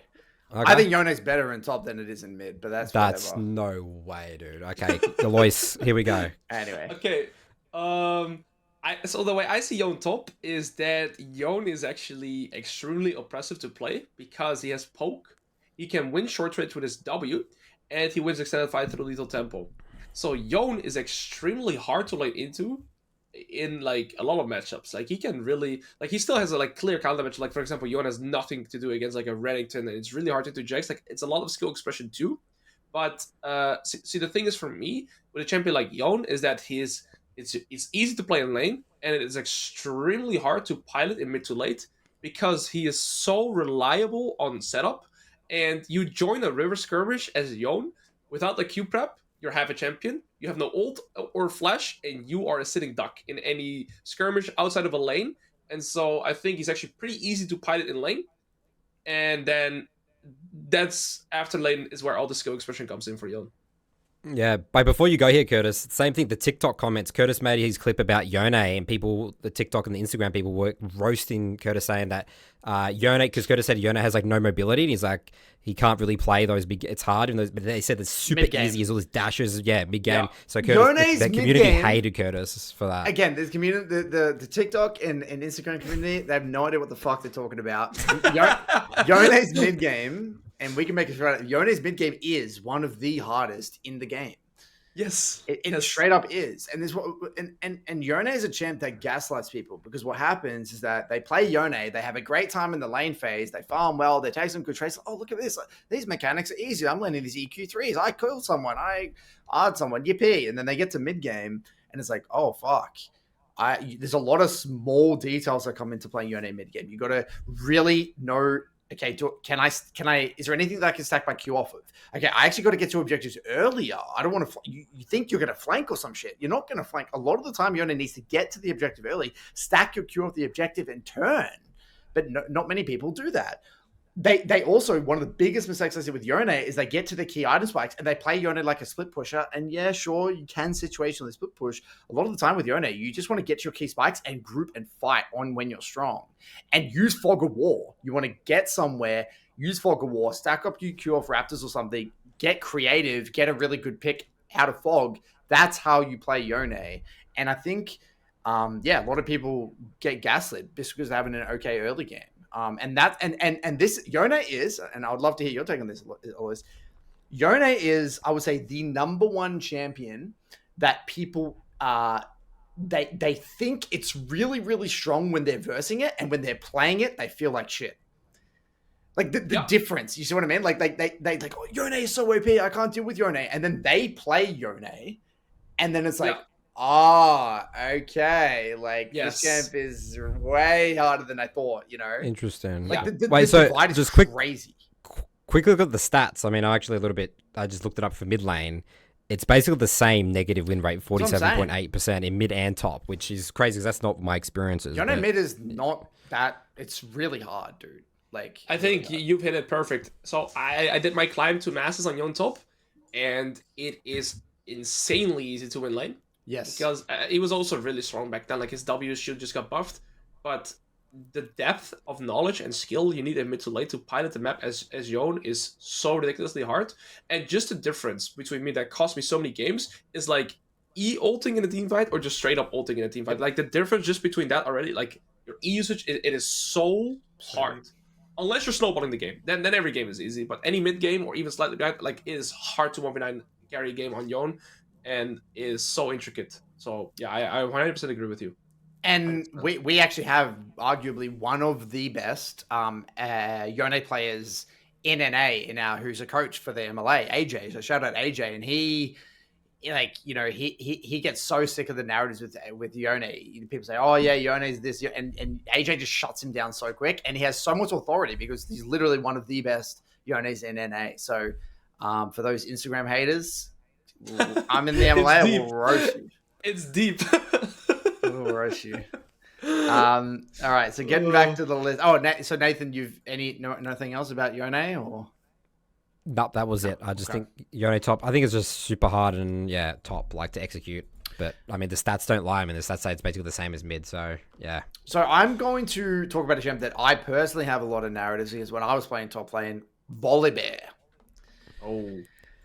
Volibear popped up. He popped up just this year, right? With this build, like Volibear top was not a thing before, right? Like last year, like he came out of nowhere, right? Like who figured that out, by the way? Like what happened? Well, I think he's always kind of had the split push Volibear build where you went like Nash's Tooth. That was always kind of a thing. And then randomly there was a new item, the Quick Blades or whatever. It's Navori Quick Blades that got changed. Right.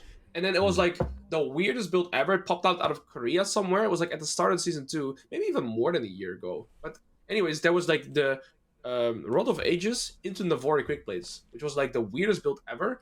And it just made him an unstat checkable sideline opponent because his combo with his basic abilities just gets so low because of his heavy auto attacking too that he just changes combos you and you're dead. That's it.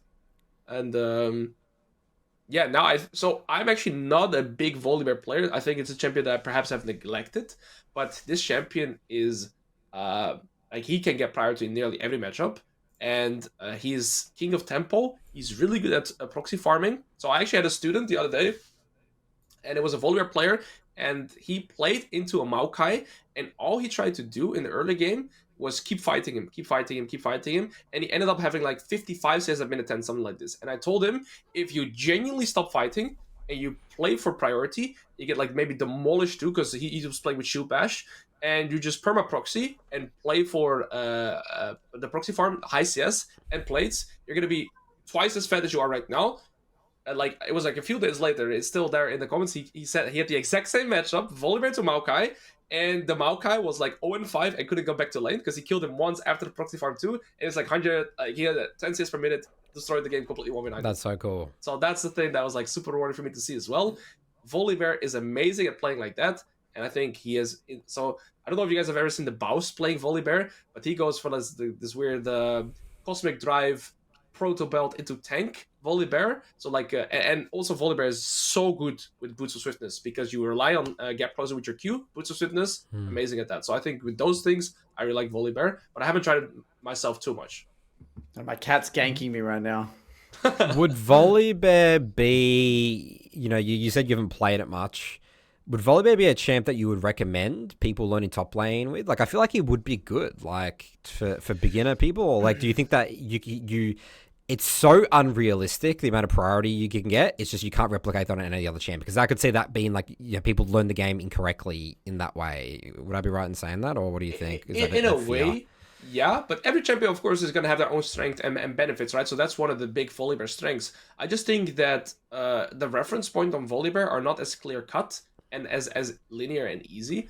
I think Volibear is a champion that is kind of all-rounded in the sense that he is really good early game. He's good in skirmishing. He can split push and he can team fight, and he still has scaling too. So in those regards, I would say yes. I just don't think he has the easiest stepping stone because I do think a lot of matchups kind of you need knowledge there too. And I think he'd be decent, yeah. I would probably have to try him out a little bit more myself to get a more well-rounded opinion, but I think he would be decent, yeah. He's definitely up there.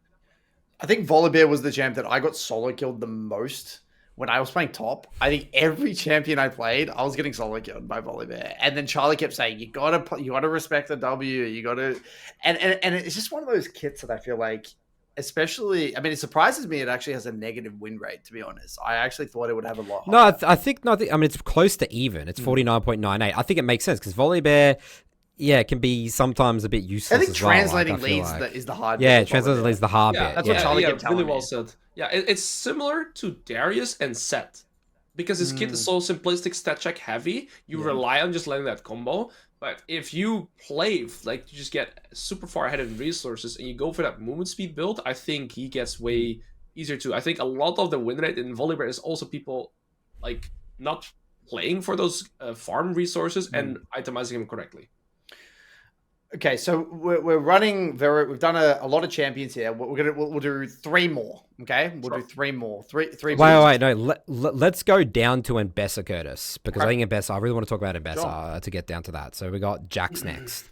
So Jax has below Volibear and pick rate, which is actually quite surprising. I thought Jax is again sort of like a really stable. People love Jax, but he's a 48. He does have a negative win rate of 48.38 in Platinum Plus. Yeah. Jax, Jax just has good games and bad games, right? Like, that's my opinion on Jax. Like, Jax can just be the best champ in the game or the worst champ in the game. Is that a very narrow, rigid way of viewing it, or? I played my fair share of Jax, and I will say that I believe Jax is the complete top laner. He has extremely good early game. He has extremely good duel potential. He has extremely good scaling, good skirmishing, good team fighting. He has burst and DPS. Like he's kind of the all-rounded top laner that you would like to get. But I think over the course of the past year, he's seen probably the most nerfs out of any top laner. Especially after the old change buffs that were made to him. I think this is like 1.5 years ago, maybe 2 years ago. Since then, I feel like he's mostly been receiving nerfs and like multiple on his E cooldown and like some of his damage and his things. So like this champion has gotten weaker and weaker and weaker because he was so prevalent and he was so strong, especially in high elo. Then another thing about Jax, which a lot of people forget, is that he is pretty mana reliant. And the change of biscuits have kind of hurt him that they don't give mana anymore. So you gotta be a bit better at managing that on Jax. I've seen people also take mana flow on Jax sometimes now to kind of circumvent the mana issues that he runs into. But yeah, Jax as a champion is also a champion that plays without sustain as in the top lane, and he has mana. So there's a lot more resources to think about. Now, when I coach Jax players, very often when they get priority, they just trade. They just perma-trade. That's the thing. You see very high death averages on Jax players. And I feel like if Jax players would utilize the strength and the position that they have to just play for CS lead and play for consistency, they'll be a lot more stable instead of draining their own mana and health resources just by fighting. Jax players are like the probably the most aggressive top laners you'll generally see. They most of the deaths, they outplay themselves. Yeah, like that makes sense because you look at someone like TF Blade, right? He's like a famous Jax monster again. He could get rank 1 on lots of stuff. So that can't be the case. Like there has to be a case where Jax, even in hard games, he still has options. Yeah. Maybe compared to some other top laners, right? So yeah, maybe the Jax players just I don't want to say, but like just sort of suck, right? Or like, you know, like as you said, they just see red. They just want to kill everyone all the time, right? Yeah, I always when I narrate through my Jax games, when I'm doing an educational Jax game. I remember the other day I was playing Jax into Camille. And I got the priority level 1. And I said, see, I am happy just denying the Camille CS here with the advantageous position that I have. And I'm not jumping onto her because that would give her trade opportunities. And it would drain my mana and my health resources. And then I can't progress onto her anymore. And I just did the third wave crash. I think I proxy wave for something like that. It was still the old season. And then I just got my reset in. And on the bounce, I ended up killing her. And I was like 15 CS up. But that's like really advanced what you did there, right? It's really hard to do. But I also think with top laners, like people who are more inclined to play a champion like Jax, like think about the personality type, right? If you want to play Jax, you're probably looking for a bit of action. You probably want to get in there. What you just described, they're not doing that always. No, like thinking about like the amount of resources, the small wins advantage, right? Jax players are those aggressive endies. They are aggressive endies. Exactly right. And learning to like become more poised and pick your angles and value your life, that is the skill that a lot of them probably need to develop. And that's easier said than done. That's not easy to do. Yeah. All right, next up is Malphite. This is a champion I feel like is also perfect, by the way, for beginners and starting top lane champions, because a 0-10 Malphite can still single-handedly carry a game, as weird as that is. Malphite will always hold value in the game. Now, I think the lower elo you go, the less kind of drafts matters in the great scheme of things, right? It still matters, of course. But I think the big drawback to Malphite is that he is S+ tier counter pick, terrible blind pick. He gets countered by a lot of champions and like disgustingly hard. Like if you play Malphite into like a Sion, you have nothing to do the entire game, for example, or like against a Silas. I think that's like the biggest counter there's in the game, by the way. Like Silas pick into Malphite. You see a Silas at the game of the Malphite? That's the entire game. It is like the biggest counter. So Malphite is like S+ tier counter pick, especially into AD heavy top sides. Like you say, if enemy picks a Jayce, you pick Malphite, you have a very good chance of winning the game. But that's how I kind of see Malphite too. So I think he's amazing also for beginners because he's simplistic kit. But I think Malphite, over anything else, requires draft understanding. I think that's the biggest thing with Malphite. It sounds like it's good to have in a pool, right? You might have it in your pool. Yeah, it's in my pool. I know it's in my niche scenarios where I'm like, this is just an S tier Malphite game. I'll probably have a 60% chance of winning this game if I lock in Malphite here. I feel as though with Malphite, it would be very difficult for a beginner. Like, okay, so I think I agree with if you're a beginner playing Malphite, you're gonna have impact, right? No matter what, you're gonna have impact because you have so much utility. But it sounds like it wouldn't be good to learn fundamentals though, lane fundamentals. Nope, you're very often playing Malphite to not lose instead of playing to win. Yeah, exactly. Because I can imagine a scenario where you have like this bronze Malphite player, and it's like, what are they really learning? You're not going to get prio in a lot of matchups, so you don't have control over the wave. you're just kind of just waiting to just like get to some team fight and press R, right? Like You're just playing for LP. Yeah, you're playing for LP. You're not actually really improvement. You're not learning what top is actually about. Yeah. Right. So Right. it's like you can win games with it, but you're not really learning top lane. You can kind of compare it to Shen. It's like a reactive top lane there where you're not playing to win lane, even though you should and you could, but you're trying to play for your team and you're trying to win that way. You guys phrased it perfectly. My thing with Malphite is that, and again, if this was clipped on TikTok or Instagram, people are going to absolutely, lose their mind and roast me. But like, people massively disrespect Malphite into the champ mastery. Like, maybe literally it doesn't, maybe matchups and stuff aren't important or whatever it is. But like, I can tell the difference between like a person that actually like plays Malphite a little bit and like is just like, oh, I see everyone tell me Malphite's the perfect pick this game, I'm just going to pick it. And a lot of the time, especially when I actually watch lower ranked games or like I review people, was like, dude, this Malphite just solo lost this entire team the game, even though it was like a really good pick here, because there's just no respect for champ mastery of Malphite. They think it's just so, brain dead easy that you can just auto win games with, and just there's just no disregard. There's no regard at all for like ability usage, good R's, like Q's trade in. Am I onto something here, Alois, or am I out to lunch? No, I think you're definitely onto something. So the way I always look at it is the more simplistic the champion is, the more skilled it's gonna have in certain regards too. For example, the ultimate usage, like it's a game-breaking ability when done correctly, but it can go either way. See, I remember when I started playing Malphite, I'm like, oh, this is such a good engage, and I flash ult into their backline, and I bait my entire team to run it down into their comp because no damage could follow up. So you kind of have to go through like the bad experiences too, where you feel like you have a good angle, but you're baiting your team to follow up, and they all die afterwards because of your engage. So the thing with Malphite, especially the good Malphites, like sometimes it is genuinely better to look for that one target to make sure that guy dies and can get his buttons off, so you win the fight. But it comes down to experience, comes down to knowledge, of course, too. And I think that's the biggest thing as Malphite. If you want to single-handedly carry the game with Malphite, you gotta understand the draft, you gotta understand your priority targets, and also the way your comp wants to function. So if your team has no dive, like I'm just ulting the first or second guy that steps up a little bit out of line so that we can just win a team fight like that. But that comes down to experience too. All right, next one is Sion. Now, I'm so surprised Sion is so popular, like compared to, like, again, look at some other champs here, like, compared to even Fiora and stuff like that. Again, this is Platinum Plus. It does have a negative win rate 48.8, but why would Sion be here, Alois? And, like, yeah, what's going on with Sion? Well, first of all, he's doing a League Cinematic, right? Was he? Or no? That's No, he true. wasn't. Yeah, he was. Yeah, he he was in in one of one of them. them. He's in one of them. It's like, yeah. So I think The there's always karma. that thing, and I think it ties in with the Heartsteel buffs that have happened, or the changes rather. And he is a very formidable tank, but Sion, well, to be fair, this is a tank thing in general besides Ksante. See, the thing is, I'm a big, like, Sion was probably the champion I played the most in my first career. I love Sion, but he is, again, also kind of draft reliant, similar to Mundo. Sion is a champion that is all about health, right? So if enemy team has no health health damage, Sion is like an insanely good pick. And the Heartsteel got changed, buffed for Sion because he's already catered to so much health. I don't know exactly the way it works right now, but it basically is a buff for Sion. And so I think that's why he has surged in champ priority.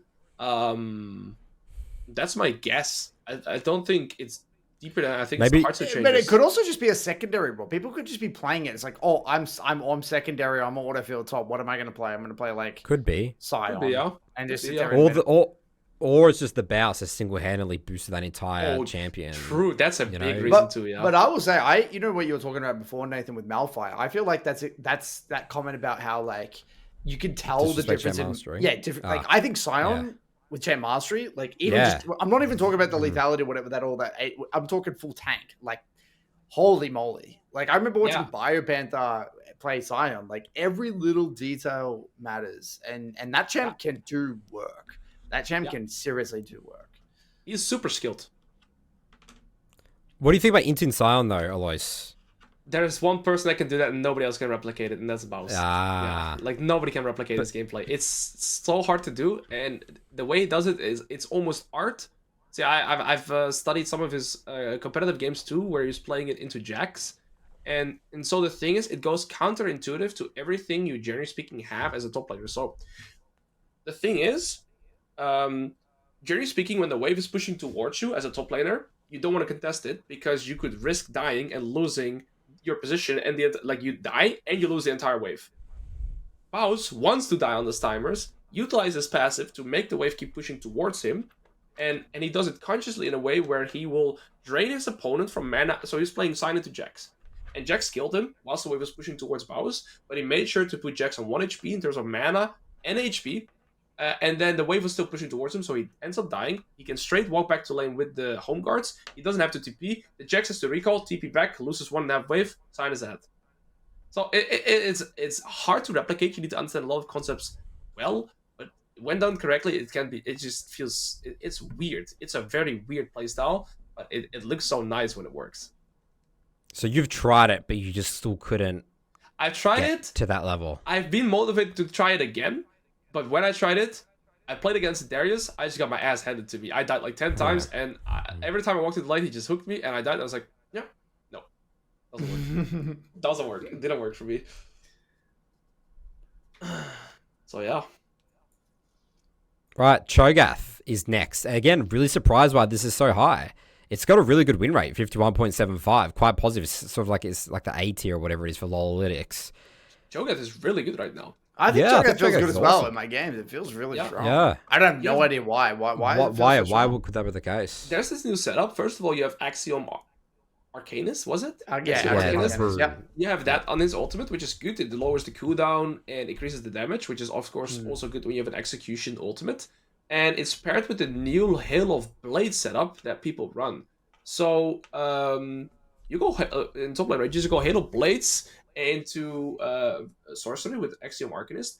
You get priority because of how oppressive you are level 1 with like your E spikes and like 3 auto attacks, or even Q into 3 auto attacks. Like during the knockup and the white down with the slow, you get your 3 auto attacks really fast and you just kite. Like the trade potential is ridiculous. I see. And then you have, and you can go for like, I think the build path that I saw, I was trying it. You rush Shirelias. It's pretty weird. You go Shirelias, and it's like a movement speed, early spike oriented build. And then you can kind of go for AP, you can go more tank. I still have to try it more, but I've seen Baus playing it a lot. I saw Kerberos. I don't know if you're familiar with Kerberos. He's like a top laner in EU's challenger. He invented Tank Varus, for example. He builds like all these weird builds around top lane. He was doing that. And I've tried it myself for one game. I gotta try it a bit more, but it feels pretty ridiculously strong because you have really good early, you still spike, and then late game, well, if you have a Cho'gath that queues you 3 auto attacks to ult, you're guaranteed one shot. So I think that is why. Paired with his sustain on lanes means die faster. You can proxy well. So I The think sustain's huge. I think the sustain is really underrated. Like this Cho'gath sustain is very good. Well, I actually had a Cho'gath OTP mid. Cho'gath mid OTP EU, and he got master tier. He was a master tier OTP, and the things that he would do, the damage that he would do, he would go basically full AP. It was really, really impressive, and all the small details about like again hitting your Vorpal spikes, whatever, hitting the E through the minions, and the slow is and the cooldown of the Q is surprisingly low. Yeah. It really catches people off guard. Yeah, I think the champ's kind of underrated, straight up. I think it's underrated as well, yeah. Now that we think about it, I feel like I want to play Cho'gath. Like, Cho'gath, I want to play Cho'gath now. Cho'gath, so based on that, I would imagine that he has some pretty bad matchup stop, or he doesn't. He's pretty strong lane phase, and he can just control waves or sustain. Like, does he not have bad matchups? Well, the like, thing really bad is, matchups? yes, he has a lot of bad matchups, and he's very gankable too. So because he's lack of mobility, It's like Mordekaiser in a way, right? Yes, exactly. I think also there's been movement speed removed from a few items. For example, Warmocks. I don't know, there was movement speed removed as well. But I think, of course, one of the hardest things that you have with a kit like Cho'gath is that it's kind of outdated in Season 15 with the amount of movement speed and dashes that nearly every champion has. And so it's hard to reliably land your Q. But I think now with some swiftness, Cho'gath has that option again as well to be very mobile and be able to get close more reliably. And in terms of matchup, yeah, that's always the thing with Cho'gath. Yes, it's hard to play matchups. Yeah, but I think with the Hail of Blades, you can stat check. I'm just smiling, like thinking, like, what is Cho'gath? Like Cho'gath's kit. It's like those oldest champs. Yeah, so it's like outdated. champions. Like, how does that survive in the current state of like league? Right? It's crazy. And it hasn't changed. It's been the exact same. Yeah. It's like probably one of the only champs, right? Yeah, I can't think of any I others. can't really think of it. Like it's No. like holy shit. Like that. Yeah, Like think of that kit being designed now, and like think about like the kit with the aesthetics. It's like this just giant like monster that just eats you. Yeah. The weirdest thing is playing 2 Cho'gath games in a row. Where you're like level 16 giant monster, you spawn back in, you're like this little void like walking again. It's like the weirdest feeling. So weird. And it's so funny, like we're going to be going to Ambessa next. Like just compare, like these are right next to each other in terms of popularity. You got Ambessa and you got Cho'gath. So I'll start with Ambessa here because I really want to get your thoughts here, Alois. I think it's going to be fascinating. So like on all these other champs, like I've sort of got like, played League, since season 3 or whatever. I've got like sort of like, 20 dot points of like all the champions. Like, but this is right now I have like two lines for like Ambessa right now. She like she jumps and dashes a lot. I play Rexa. I just need to hold my W and like wait for some dashes, right? And then my second dot point is weak, early lane phase and scales pretty well. That's all I've got right now for Ambessa. What do we reckon? Yeah, so I'll tie to your second point first. I think Ambessa plays very similar to Aatrox, so I think a lot of people can refer to this, where with Aatrox, you're kind of waiting to get extra points in your Q, so the cooldown and damage is increased. And Ambessa plays the exact same way, where your Q in the early game is very weak, but like level 5, level 7, level 9, you spike ridiculously hard, especially at 9, where you get your Eclipse around as well. Now, me personally, when learning to play Ambessa, it felt kind of similar to me playing Riven for the first time. I've had so much fun playing Ambessa because she's so mobile. She's like this 1v9 carry. You can go lethality, you can go bruiser. To me, Ambessa is like Riven v2 in a way. And so I absolutely love this champion. Ambessa was also towards the latter half of the third split, so like the last month, I think she was S tier with a 50% ban rate, or like even 60% ban rate in some elos, whilst maintaining the highest win rate out of any top laner for like 2 or 3 weeks in a row, which is ridiculous. Also, especially for a new champ. Yeah, so she was really the skill ceiling. Yeah, she was super really OP. Like the shield was just so dumb. No, it was ridiculous. But even now, I think so. So there's like a balance now, but I still think this champion is absurdly OP when you don't fall behind early. And I think like the amount of fun you get when playing Ambessa is just it's like matched with Riven to me, right? So for me, I think a lot of players that like these high mechanically intensive champions will enjoy them. So yeah, there's that. So you say that it's like Riven, but isn't Ambessa like, again, what I said is like, I thought that Ambessa is just way weaker and you have way more control of the wave and way weaker in the first couple of levels. That's like, that's the big discrepancy. So that's huge. That's huge. Like, again, like that's not like Riven at all, but you just like the mobility aspect of it. And right? then like at level 9, the way Riven. she plays. But yeah, early game, you can't really do anything. As Ambessa, so the way I usually describe my early game as Ambessa, you're gonna lose priority, but do it graciously. So in some matchups, you go W start, and when they trade with you, just W auto attack, but in a defensive manner, or like Q backwards and try to ult them with your range, but you're losing priority in 80% of your matchups. Yeah. I feel like if Ambessa gets to like 3 items, that champion is crazy. Unstoppable. Yeah. Unstoppable. It's actually crazy. And the ult has so much threat on backline, and like, but you can also play like front to back and like look for the good. It's just so many options in fights. Like, it's actually terrifying. Like Ambessa, like so tanky, shield crazy. All right. Well, yeah. So people will be like, "Oh, why did you not get to my champion?" Stuff like that. So we did like, I don't know how many we did, like 15. We'll have to do a round round whatever. 2, Nathan. We'll have to do a round 2. We'll do a round 2 with Alois for sure, because we can just yap about League and I guess top lane for hours. Yeah. Again, you guys are going to be seeing Alois around a lot more. He's part of the We Teach League universe, BBC universe now. Again, he's running the Top Lane Academy for us, so check that out. There'll be a link in the description. And yeah, as we said, we're super excited to sort of, finally get this out there, get started. We can start really building the Top Lane Academy properly and work on this, really exciting project. 100%. I just couldn't agree more. I am extremely excited and happy to be here. I feel very privileged to work alongside with you guys. And I think 2025 is going to be an absolutely amazing year. And I'm just looking forward to see all of you and meet all of you as well. So there's that. Beautiful. Awesome. Thanks for coming on. All right. Yep. Thanks for coming on, Alois. Again, many more conversations we'll be having.